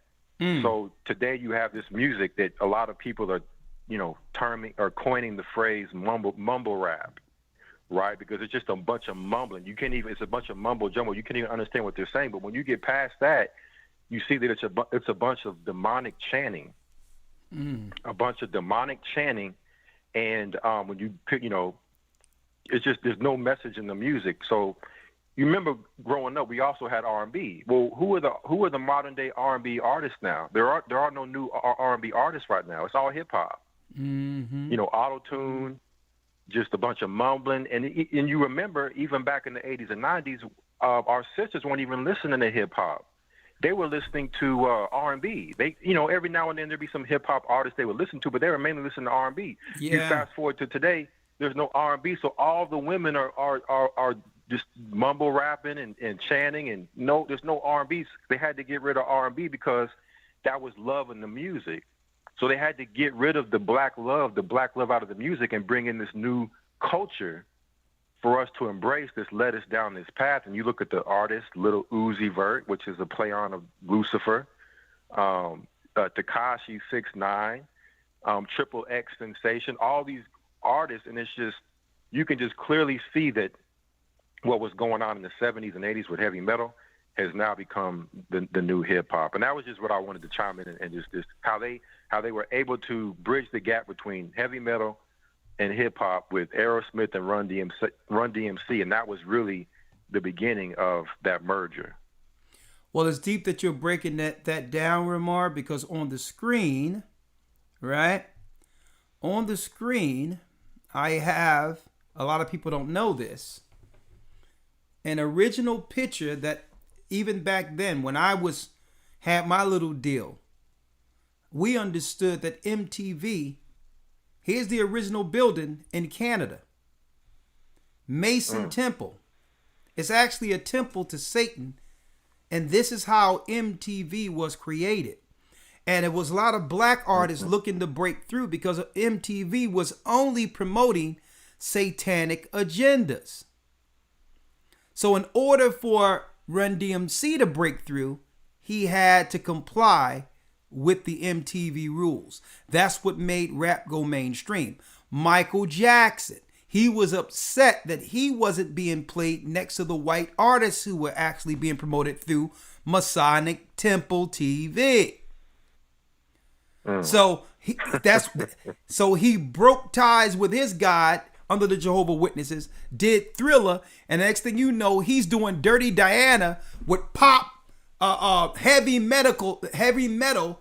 Come on, with the wind blowing and Satan. Come on, Dirty Diana. Yeah, man. A lot of people didn't know that MTV stands for Masonic Mason TV. Here's the original temple. And guess what? I seen this temple when I was, 19 years old? 19 years old. People don't even know that's MTV. This is what introduced Satan into our urban areas. Man, great points, man. You know what? We're going to do this while I got the elders on the line, because we have a lot of work to do. We're going to end up doing a 24-hour truth-a-thon, just us, where we just rotate hours, go to sleep, come back, dealing with music, truth, breaking down everything in a 24-hour so we can raise what we need for what's to come. We're bringing in information like this, dropping truth in between, music in between, showing all the different artists that the Most High have brought out organically, just through this truth. 24 hours, just bringing straight truth, and it's coming. And y'all gonna have to work with me. I have to go to sleep a few hours and come back, but it's gonna be just. I'm already thinking about it. It's going to be groundbreaking. Let's do it. Huh? Let's do it, Elder. Let's do it. I'm ready. I'm game. Get some coffee. Yeah, exactly. You take a shift. Lawyer take a shift. I step in with you. Ramar take a shift. We bring the elders, deacons in. Bring sisters in, and man, we go 24 hours. Gathering of Christ Church, bringing the foot on Satan's neck. It's going to be nice. So we waiting for that. All right. Thank you, Elder Ramar. Ramar, if you like to stay on, or you can come on at any time, just let me know and I'll just bring you on, okay? Okay, just one last point, Elder. Go on. So my question is now, with all of this that we talked about tonight, where are the black pastors? Where is your TD Jakes, your Creflo Dollar coming out and rebuking and condemning this type of thing coming out of our culture? You don't see that. It's pretty much unless it's a forum like this, it's pretty much silent. So I'm just giving all praise to the Most High that at least in these last days you have the Gathering of Christ Church, one of a handful of those that are out there shining a light for those who are looking for light in this darkness so they don't get consumed, by these nihilists. So with that, I yield. Bless you, elders, and brothers and sisters out there. Shalom.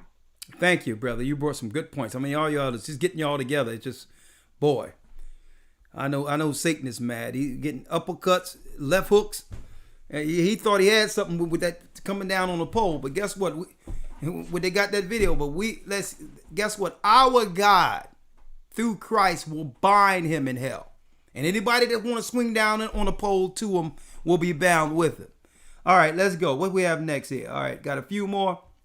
All right, boom, boom, boom. Sunshine, there you go. Sunshine's in the house. Hello. Shalom. Hello. Hi, elders. Hi. Hi. Shalom. Hi, elders. We're blessed. Hi. Oh, shalom. Blessed by the best, and his name is Ahayah. Praise the Most High. Shalom. All right. Hi, elders. Oh, elders, this is unbelievable. I mean, starting how they reported this on Lil Nas X is like the epitome of wishy-washy and lukewarm, because the sister said she personally doesn't prefer seeing scenes of the devil in videos, but within seconds she says the opposite, that Lil Nas X is showing like artistic expression, which is ritualistic, we know that, and that he should be allowed to do this, and she indeed likes that he's standing up for himself for the so-called taking back of power. So the two are reporting on him are are operating in a double tongue. It's like either they're hot or they're cold, or they're spewed out, because it's either that Satan makes the sister sick or uncomfortable, or she embraces him. So it's like Elder Gabar was saying, where is the line in the sand? And it's just like you were saying, that Satan has come from behind the veil, and he's no longer operating in the same way of subtlety as before. All sin has become brazen. He is truly claiming what he feels is his world and proclaiming it to the whole world and the saints of the Most High, that we are rendered powerless. And essentially, Satan is kind of showing off, but in vain, because the word says he will seek to wear out the saints of the Most High. And whether he tries to wear us out through like displays like with the Nas video, or by stealing and enticing our children into the sickness and foolishness of glorifying hell as some big party that they want us to join, they'll do everything that Pike said to get our kids. And with the Coke 45 jab, like you were saying, on the loose, constantly moving, many are subdued in the spirit based on what that thing is doing, and will be receptive to this new satanic order. So if people can, in droves offer themselves up in their bodies to every media whim, what would they do, for their children with this coming legalized pedophilia? It all has been done before, like from way before, when we've been in bondage, where our children were killed and offered up by the nations or our own people. And even now with the school systems, the internet, and all the media bombardment, and then the worst is just the abuse and discarding of, and all that they're staking claim to the children of the poor. And Satan wants to be like the Most High. That's what he said. He wants to sit on the throne, be like this above the stars of heaven. And so he is like the biggest replacement theologist and the biggest counterfeit. So he will never be like the Most High. He will never have charge over the righteous saints of the Most High, as shown with Christ on the Mount. And he will never be able to have any plan or any people or anything that is not as counterfeit as him, because we know that the fool says in his heart that there is no God, and the saints of the Most High have the Most High, the most powerful God of all, the God of all gods. And as Christ said, if they could, they would think that they could deceive the very elect, but they can't deceive or take any out of Christ's hand. None of Christ are lost by the grace of the Most High. Thank you, Sunshine. So that's all I wanted to say. Bless you. Praise the Most High, Elder. Thank you. Praise the Most High. Thank you. Oh, bless you. Praise. Give it to Sunshine. And one thing she highlighted, I'm glad she said that, beyond any shadow of a doubt, what's being shown here, who is the actual God of that community?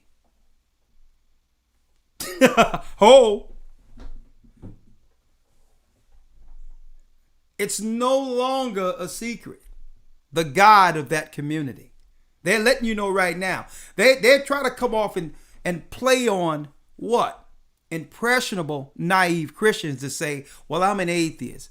I really don't believe. Who know whether or not the Bible is true? Who wrote the Bible? Those are man words. They'll say that knowing that Satan exists. Well, guess what? Where did he come from? Satan couldn't exist unless you knew God made him. You're in rebellion. So if anything, they're saying outright before everyone, this is the God of our community, and our God is against your God, and we're looking to oppress and to destroy all those who believe in Christ, believe in this Bible. And right now we're winning, because through this campaign, we are initiating and converting your children.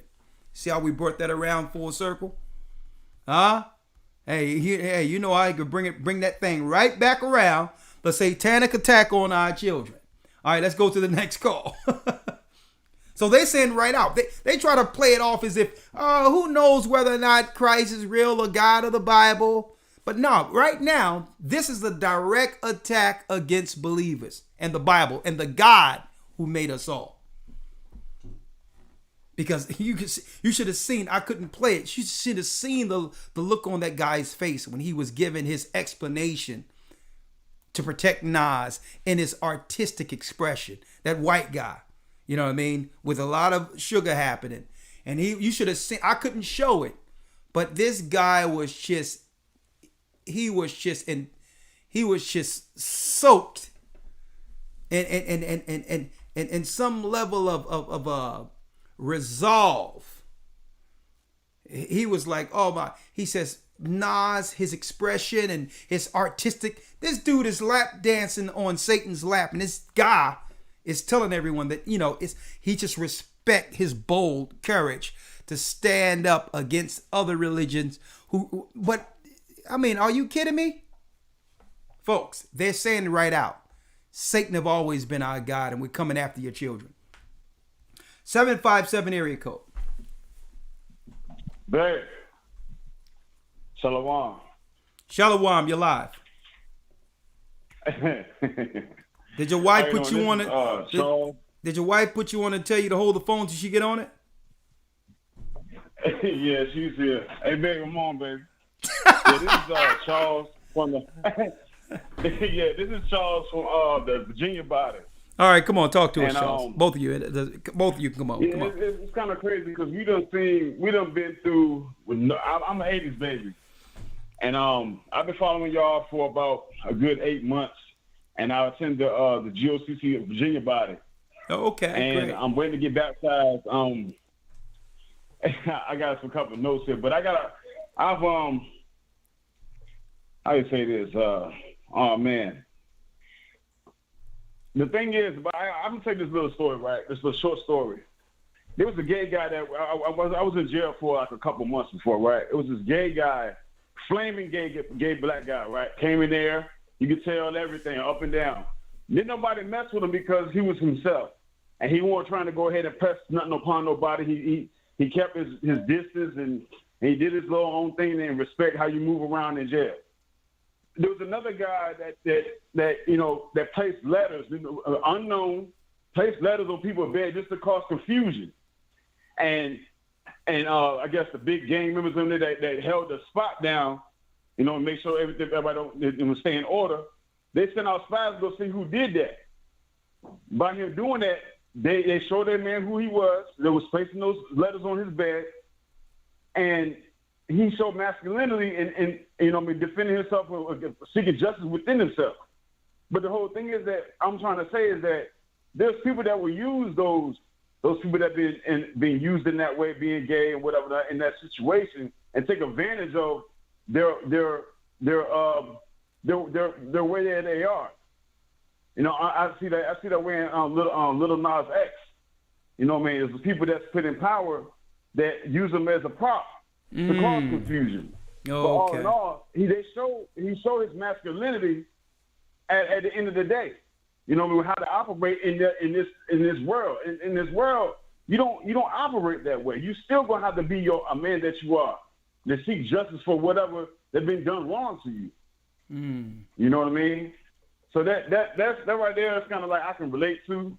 Also too, it's crazy because I've been doing gospel rap and never did any other type of rap since I was like 15. You know, and it's kind of it's nothing but a spirit that you spoke about, the 24-hour thing, and that's amazing. I think that's amazing. I think I reached out to you through another brother back in November, and I was seeing how to be baptized and everything, which is I'm in classes right now and I'm almost finished. All praise to the Most High. And yeah, I'm on the road. I got a little YouTube page. It's called Charles of God. I'm finally getting my talents. You know, I'm doing my talents. I'm gonna have time for my talents in here. I God restored my marriage. I was drug and alcohol free for about like 5 months now. You know, man, I wasn't really out there like that, but just to get those things out the way, it just feels so good. I got my children. I got full custody of my first 2 children. It's just everything is being where I wanted it to be. Just like you spoke of. It's about the family. About the family is a direct image of the Most High Godhead. Praise the Most High. It just makes so much sense to me now. Yeah. You know, and it's amazing. It is amazing. I can't believe what was in front of me this whole entire time. Well, thank you, brother. I'm going to place you on hold. I'm going to see you when I get down there, man. I want to meet you, all right? I'm going to place you on hold. All praises. And yes, We're going to have a brand new place over in the DC area. So get ready for that. We're going to have brand new places that I spoke to Fernell the other day. We're working on it now from Jacksonville, Orlando, even to the areas where Fernell is, all through Florida. There's a lot going on this year for the Gathering of Christ Church. So I'm going to be busy, and it's time to get our people together, and y'all can look forward to that. In Florida, we coming, baby. Oh yeah. So all these other remote areas will be there. Okay, so just hold tight. And I like the brother's perspective when he says, listen, of course, he's been through a few things in his life, but at the end of it, he found happiness when he realized that, okay, sometimes when you be away, you can take certain things for granted. What you can't pay for, family. That's the family business. So a lot of people think, and I'm going to go into this in the academy. A lot of people think it's about going out there I'm taking care of my house and all that by financially taking care of the house. Well, no. Guess what? Marriages were together. And we were better as a people, as far as family-wise, in slavery. Okay, when it comes to morality and sticking together and being of the image of God, it wasn't about being out there. It doesn't matter how much money we had love and the unity of family. Okay, that's what we had. And sometimes people think that, listen, if you go out there and you just selfish and you're of the world and think you're taking care of things at home, you have to realize when you're operating like that, any of us, it's a trade-off. What we getting out there, what are we trading off here? Okay, but I digress. Let's go down the line. I only have a few more calls to take. 720 area code. I'm going to take as many as I can, and we're coming up on the hour. But yes, I'm going to be working on our Truth-a-thon soon, so hold tight for that. I want to see you all in the academy. historytimes.org. Get in. The academy, we're only in week 12, so this academy is about to end, and we're rolling right into the new one. 720 area code, you're live. Hello? Yeah, you're live with the Gathering of Christ Church. How are you? Shalom, Elder. My name Shalom. is Lakeisha. I'm from the Colorado Body. I'm sorry. How are you? I'm okay.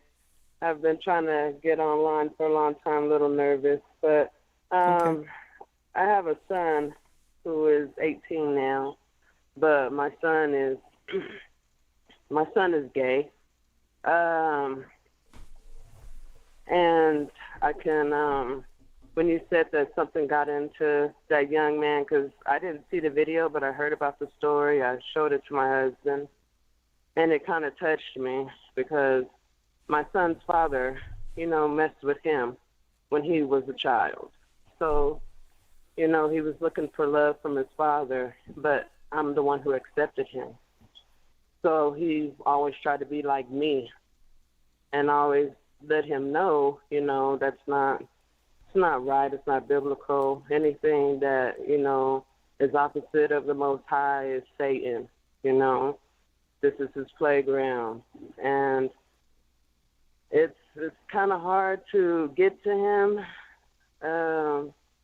but I just wanted to share that with you.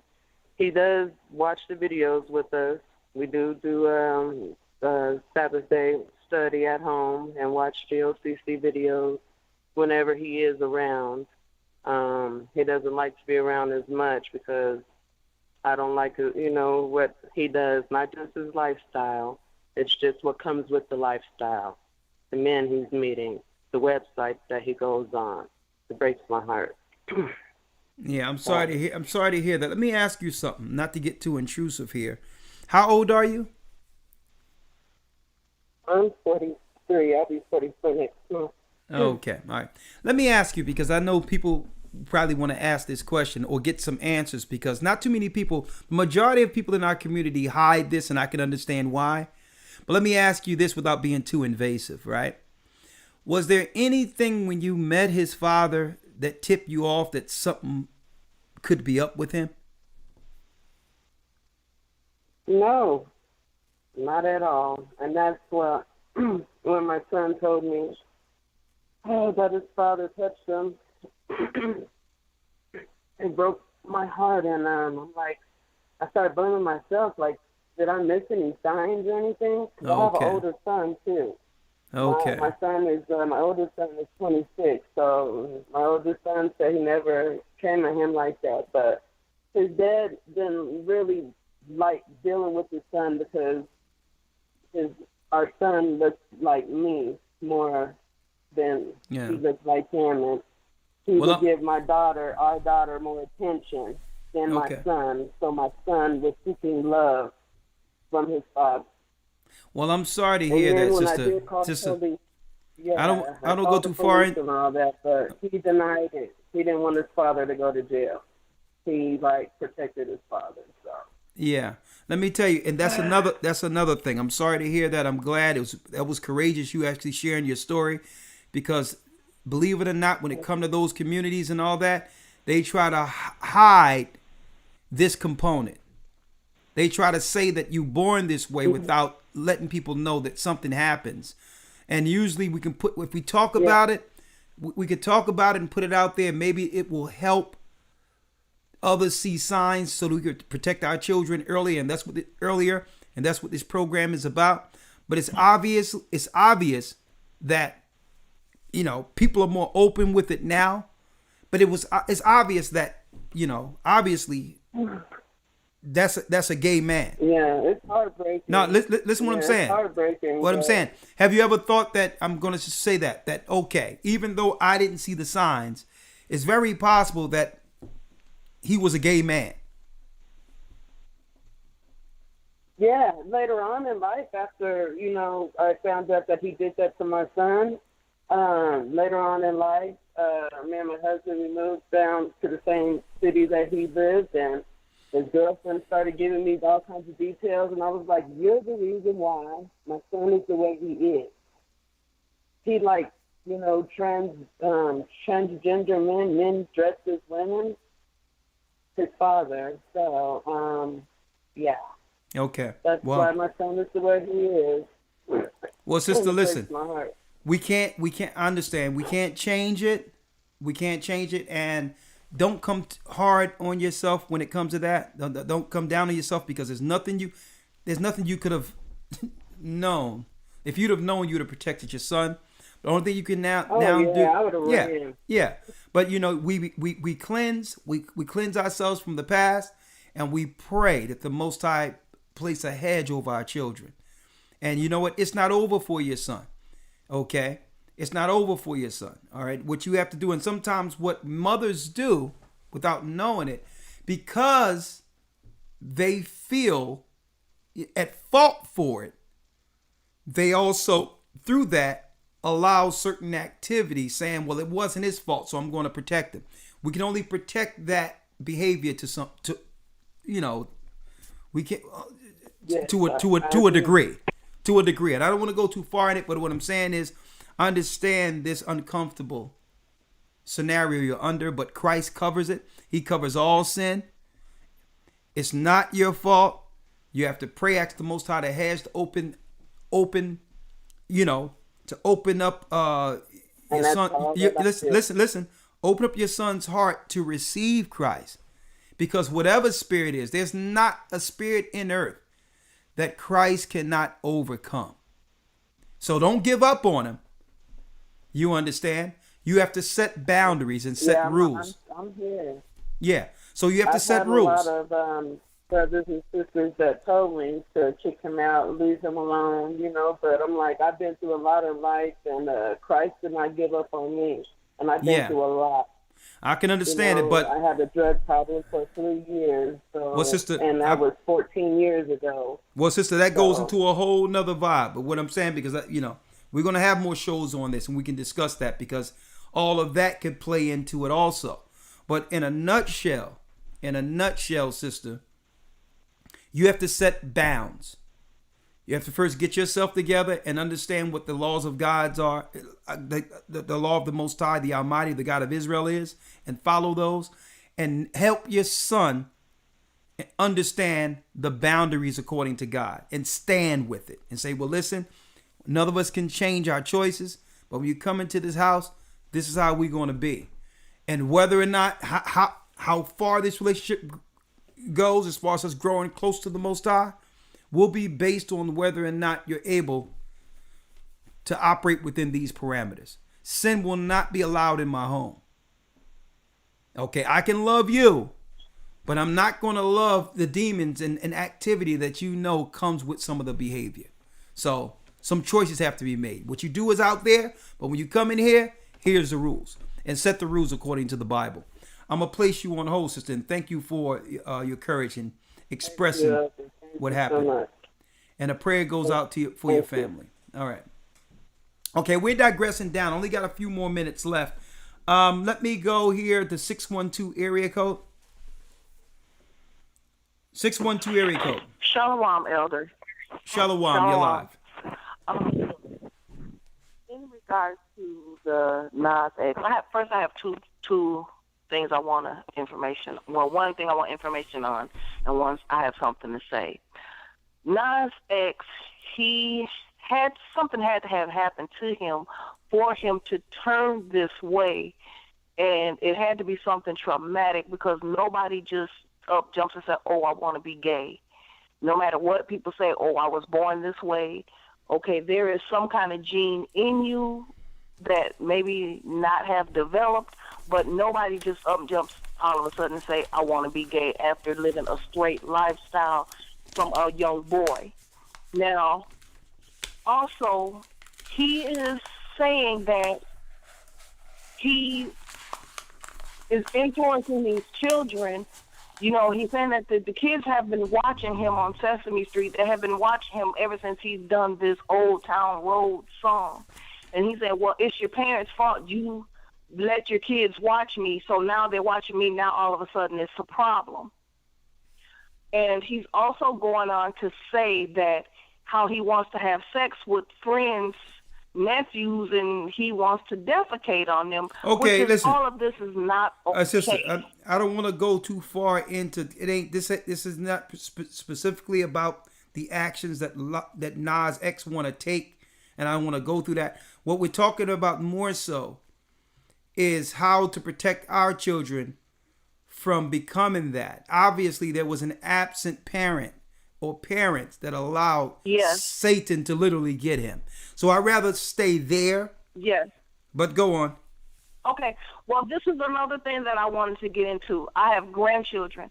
From the time they were young and able to understand, this is my son's children, I have been teaching them different things to stay away from, and stuff like this is part of what I was telling them to stay away from. So now they are will be 15 and 16 years old, and even the ones under them are watching what the older siblings watch, and so now they are teaching the younger siblings this is not what to do and how to do things. Where's the man? I give all praises to the Most High for that. Where's the man? My son is also there. My son also teaches them things. Okay. My son also teaches it, and I've taught my son as well. No, I'm asking you, sister. When you sister, I don't know if you can hear me. Where is the man? Where is the man? Where is the man? My son is in their life. He's with them. Okay. My son is with them. Okay, great. That's what I'm saying. My son teaches them as well, but I just do for reinforcements as grandmother. I'm sorry, your grandmother. I'm sorry about that. I had to get an ink pen. Well, thank you, sister. Grandma. Well, okay. So, well, great. So, it takes more than just one person to, a family to raise your child, because you have to have eyes to make sure you keep your child on track. But you can't just have any set of eyes on your child, because there's people that will do good for them and there's people that will turn them that way. And I'd rather have a positive enforcement with my children. And I call them my children because they're my son's children. They're mine. Well, thank you, sister. Great points. And that's the way you do it. Be on top of it. It take a village. It take a village to raise them, and another thing yes, sir. Now, another thing I want to know, I'm out of Minnesota. I'm trying to get in contact with a body here so I can go under the water. Do me a favor. Get her information here. Let me write it. Let me get your name. My name is Bonnie. Bonnie, how are you? All right, let's see. Okay, I have your number starting with 312. I'll give your information. 612. 612, yeah. I'm gonna give you information. Elder Yashaya, he'll contact you. And you, what area you in? I am in Minnesota. Minnesota. But I'm in the suburbs. I'm in the country part of Minnesota. So okay. I'm like an hour and a half outside of the cities. Okay, we got you. And we're going to contact you because we're going to have a church there soon. So don't worry about it. We're going to call you, Bonnie. Thank you for the call, all right? Yeah, this Elder Gabar. Right. Yeah, and also, I am in the academy. Okay, go. I'm in the academy. The academy is excellent for anybody coming in. It is well worth it. It is very informative. It will open your eyes to a lot of things. I highly recommend it. Oh yeah. It's a can't miss. I mean, the information is second to none, and I'm gonna tell you, a lot of research we dubbed into. Elder Gabar, I'm gonna place you on hold. And you can tell. Yeah. So I'm gonna place you on hold and thank you. And we have your life really does depend on learning this truth. Well, thank you, sister. And you're absolutely correct. Gabar, you wanted to say something about to the sister? Yeah, yes, sir. I'm overseeing Minneapolis, Minnesota, so you can send me the information. Okay, yeah, you are over Minnesota. Let me put it in here. Elder Gabar. Tell me if you can see your number here. Let's see.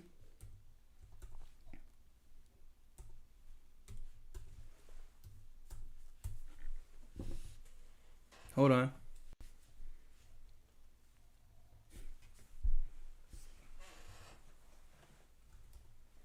Yeah. Hey, that's another soul for Christ, right? All right, let's see. I'm going to type it in here. Tell me if you can see that. Yep. Can you see it in the chat? I got it. My man. Bonnie, okay? Bonnie, okay. So, and my question real quick, and we're going to put this out there. What is the responsibility of the church in all this? Like Elder Gabar was saying, you would think that all this pushback against God, there would be what we would call a Christ parade. You got all these pride parades and this parade. When are all the Christians and those who believe in Christ and God will come together and say, you know what? We're going to march in solidarity against Satan, against evil for Christ. Where's that march? Just a question. You would think that Christians would unite and say, yo, Satan is picking us off. We're being picked off. One church at a time.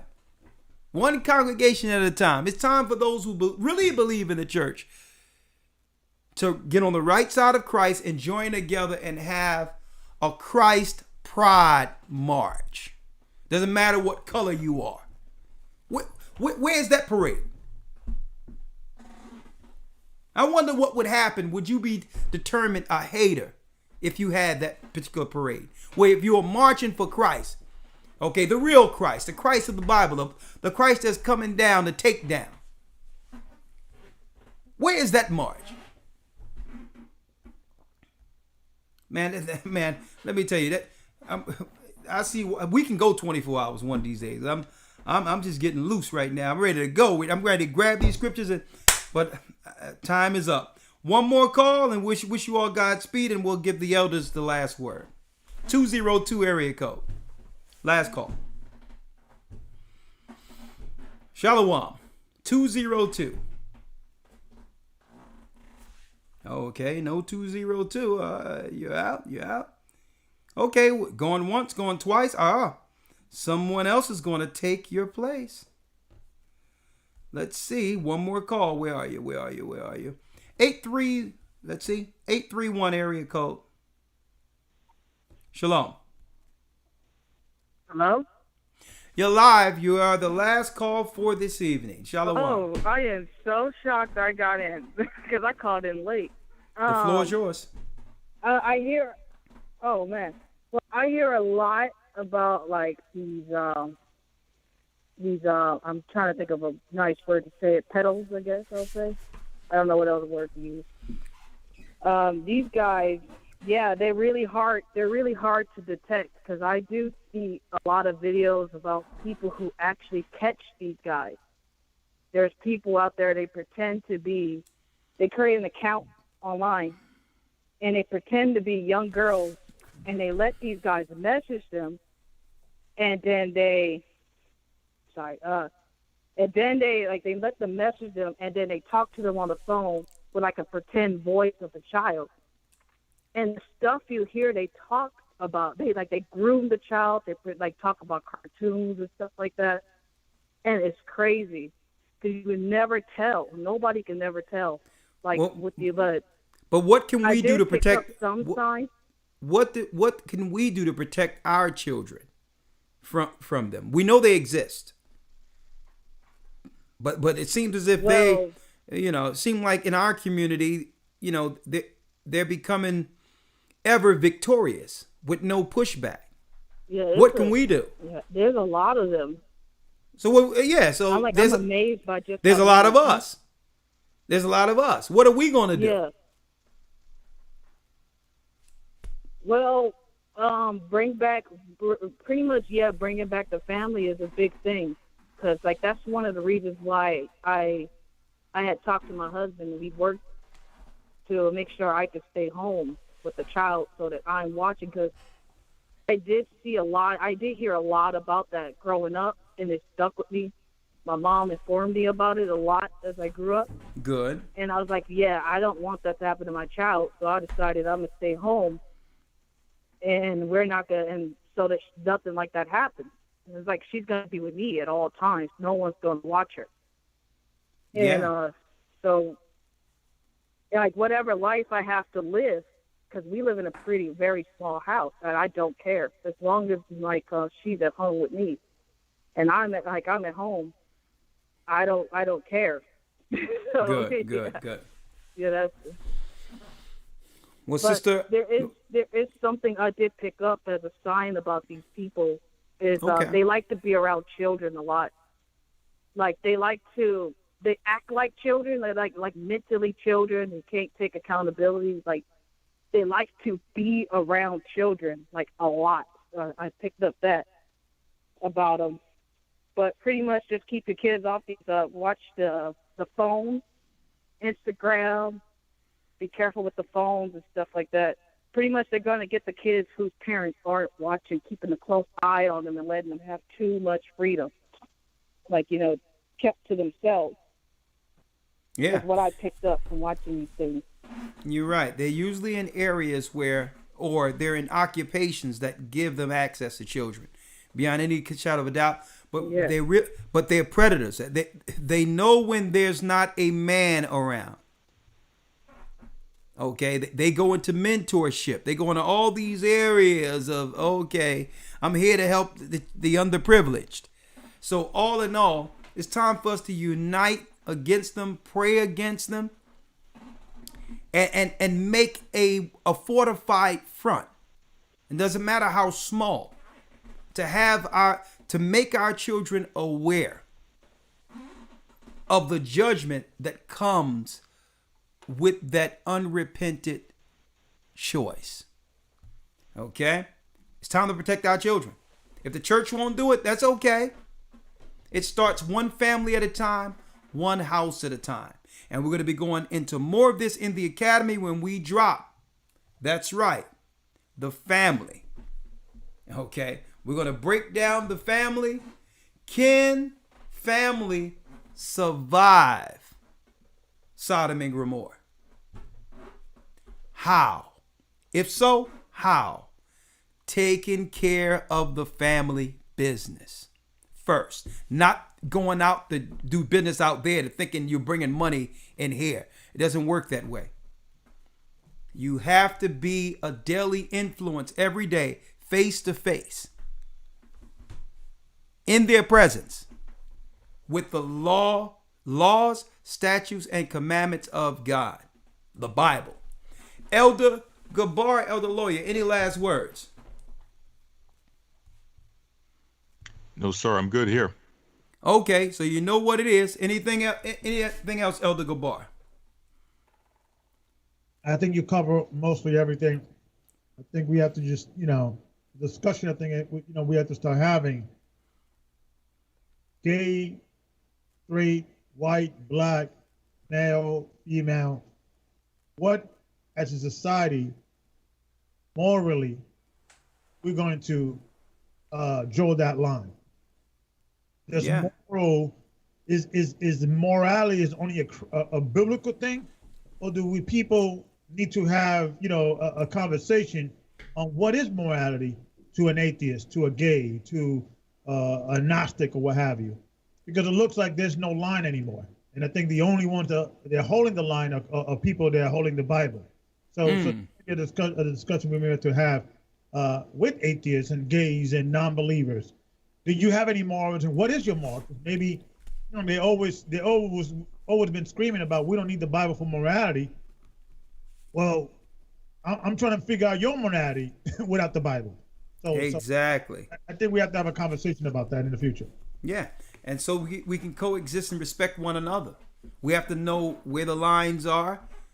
When am I violating your space? And by the same token, you have to know when you're violating ours. So we're going to have that discussion, Elder Gabar. Y'all did a great job. I mean, the information tonight was second to none. This concludes our broadcast. I'm going to let go the lines right now, elders, and you have a great night. And you're in my prayers. And may the Most High be with you. Godspeed. All right? Bless you, Elder. Bless you. All right, Shalom. Shalom, elders. All right, there we go. That ends our broadcast for this evening. And of course, we will be right back with the Sabbath lesson. And of course, it is going to be something deep this coming Sabbath. So join us at that time. But we end this with the Most High's calling back Israel. Let's get it.